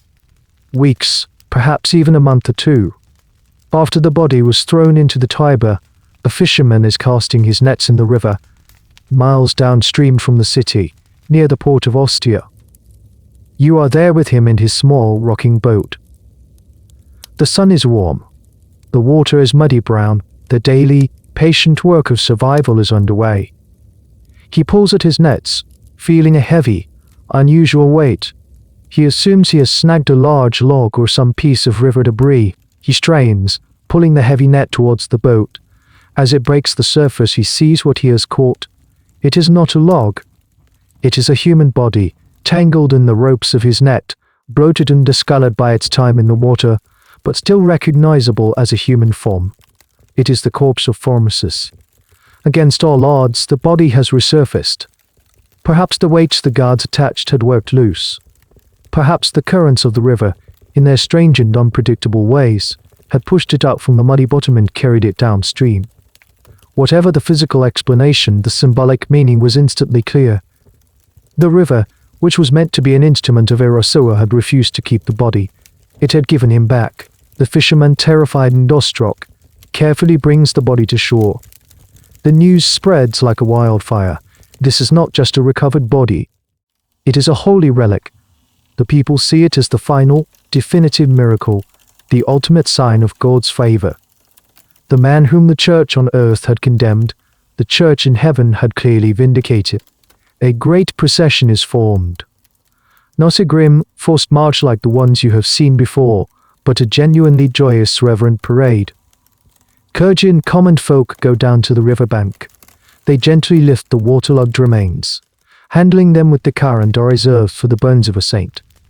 They wrap the body in fine new silks, a stark contrast to the rough sackcloth in which it was drowned. They carry it back towards Rome. As the procession moves along the road, the story goes that the icons of the saints in the roadside shrines and chapels they passed miraculously bowed their heads in reverence. Historians, of course, view this detail with extreme skepticism. It is almost certainly a later addition, a hagiographic flourish to cement the idea of Formosus' sainthood.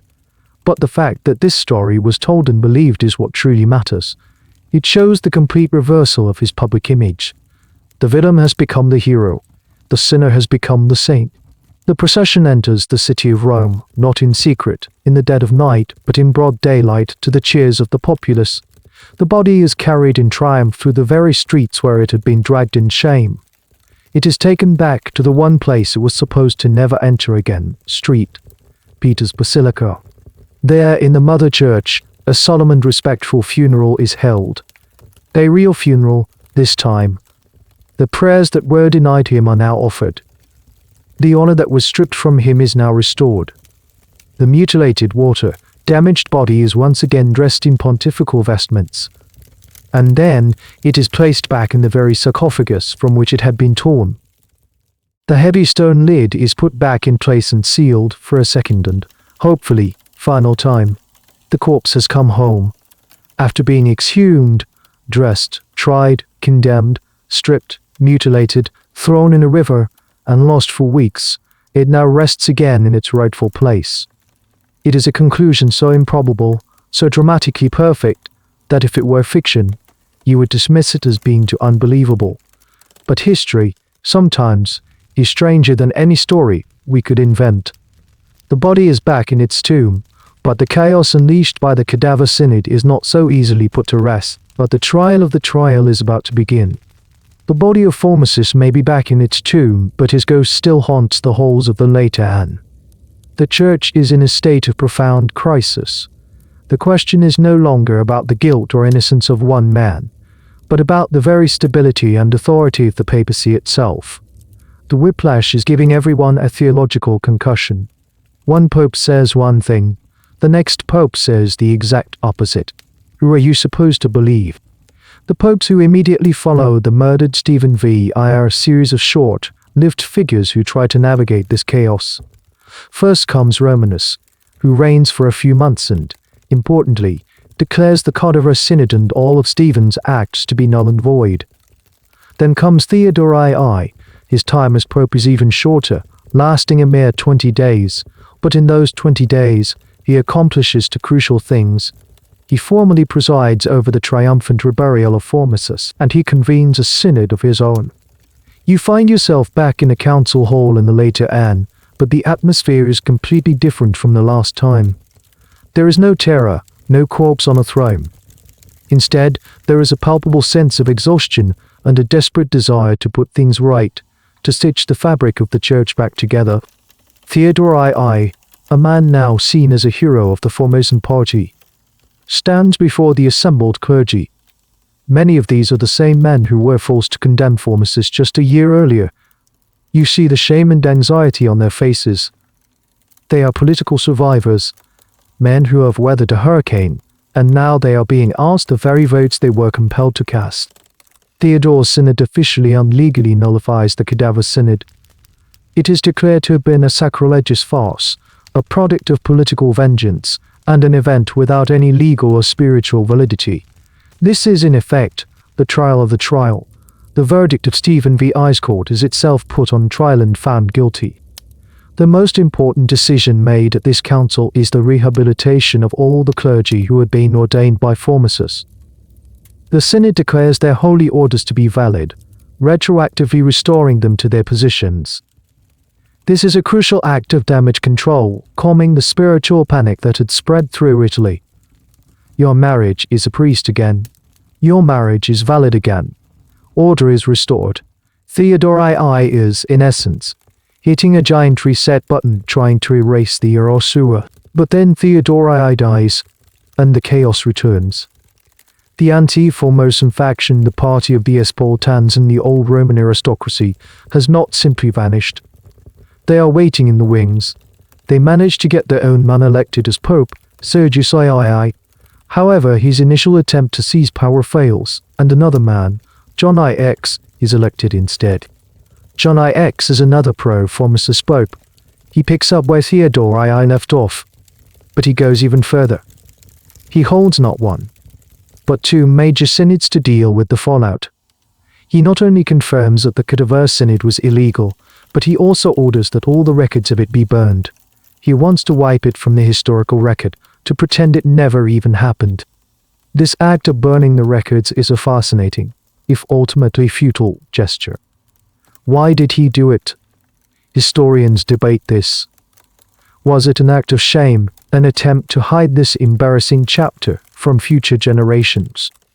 Or was it a practical political move, designed to destroy the evidence that his enemies could use to question the validity of the Formosan clergy? Whatever the reason, this is why our knowledge of the Cadaver, pieced together from later, often hostile, accounts, we are reading about an event that its own participants tried to physically destroy. John IX also introduces a new rule to prevent this from ever happening again. He forbids, for all time, any future trials of the dead. It is a sad commentary on the state of the Church that such a rule was even deemed necessary. But the story has one last cruel twist. After John IX dies, the political winds shift again. The scoundrel Sergius III, who had been waiting in the wings for years, finally manages to seize the papal throne in 904. And Sergius II is not just anti-Formosus, he was one of the original participants in the Cadaver Synod, possibly even a co-organizer with Stephen VI. Upon taking power, he immediately reverses the reversals. He declares the synods of Theodore II and John IX to be invalid. He reinstates the verdict of the Cadaver Synod. He once again declares Formosus a false pope and all his ordinations void. He even has a laudatory epitaph carved for the tomb of the murderer Stephen VI. It is a moment of breathtaking cynicism. The entire grotesque affair is back on the table. For a time, it seems as if the corpse will have been tried and condemned all over again. The city and the church are thrown back into a state of utter confusion. The papal schism is no longer a wound, it is a permanent, running sore. The years that follow are a dizzying, chaotic blur. The papacy enters one of its darkest periods, an era historians would later call the Sol Deciulum Obscurum, the Dark Age or the rule of the harlots. The city of Rome is controlled not by popes or emperors, but by a powerful and corrupt aristocratic family led by a man named Theophylacte and his formidable wife, Theodora. You watch as the papal throne becomes their personal property. They install a succession of popes who are their puppets, their lovers, their sons. The great spiritual questions and theological debates that once animated the church are forgotten, replaced by raw, naked family ambition. The legacy of the Cadaver Synod is not just confusion, it is a profound collapse of papal authority and moral standing. The event acted as a catalyst, shattering the mystique of the office and revealing it to be just another prize to be fought over by thuggish local warlords. In this grim new world, the question of formasis becomes a kind of political litmus test. Are you pro-formasis or anti-formasis? The answer determines which faction you belong to, which powerful family is your patron. The corpse in the tomb has become a political symbol, a banner to be waved in the endless squabbles of the Roman nobility. The actual man, his beliefs, his actions, are almost entirely forgotten. The decrees of Sergius II, the man who reinstated the condemnation of formasis, hold sway for a time. The Church officially considers formasis a usurper, but the sheer practical difficulty of this position is impossible to ignore. Forcing hundreds of priests and bishops across Italy to be ordained in validating decades of church life is a logistical and spiritual nightmare. Over time, quietly, without any grand pronouncements, the Church just lets it go. The ruling of the Cadaver Synod is never again formally enforced. It is allowed to wither on the vine, a piece of legal poison too dangerous to handle. Later popes and canon lawyers will quietly, unsystematically reaffirm the ordinations of formasis, effectively ignoring the decrees of Stephen VI and Sergius II. They do this not out of a great love for formasis, but out of a desperate need for stability.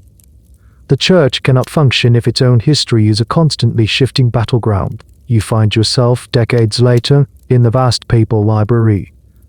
A quiet monk is copying a manuscript, a history of the popes.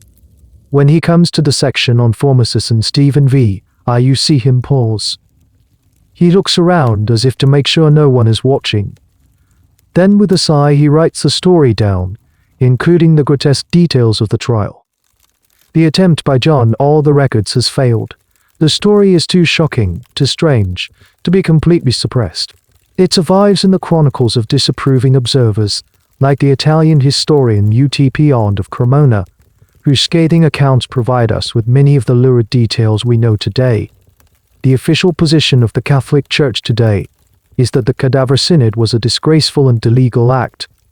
Formasis is considered a valid and legitimate pope. His name is on the official list, his papacy a recognized part of the historical succession.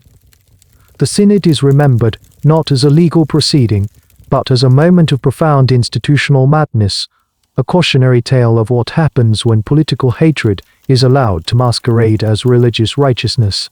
The final lingering question, one that historians and theologians still gently poke at, is about the very nature of the papacy. Can a pope be a heretic?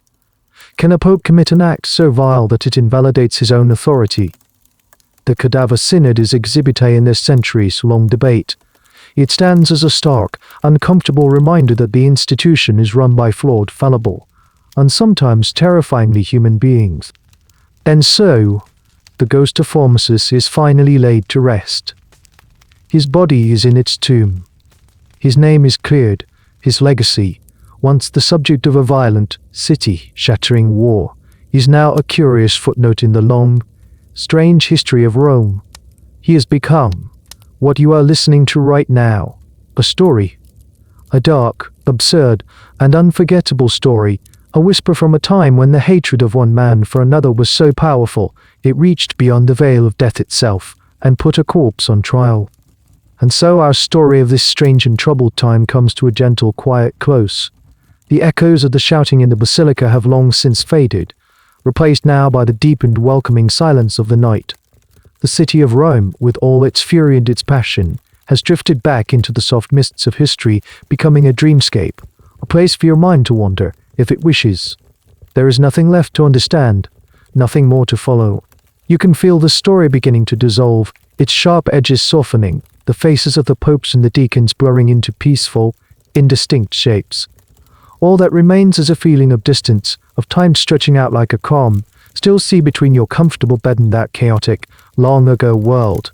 You can let the details drift away now, like small boats sailing over the horizon, leaving behind only the gentle, rhythmic motion of the waves, and the even softer sound of your own quiet breathing. The final word has been whispered. If your mind is still gently stirring, you're welcome to drift into another of my stories. If not, I wish you a deep and peaceful slumber. Good night.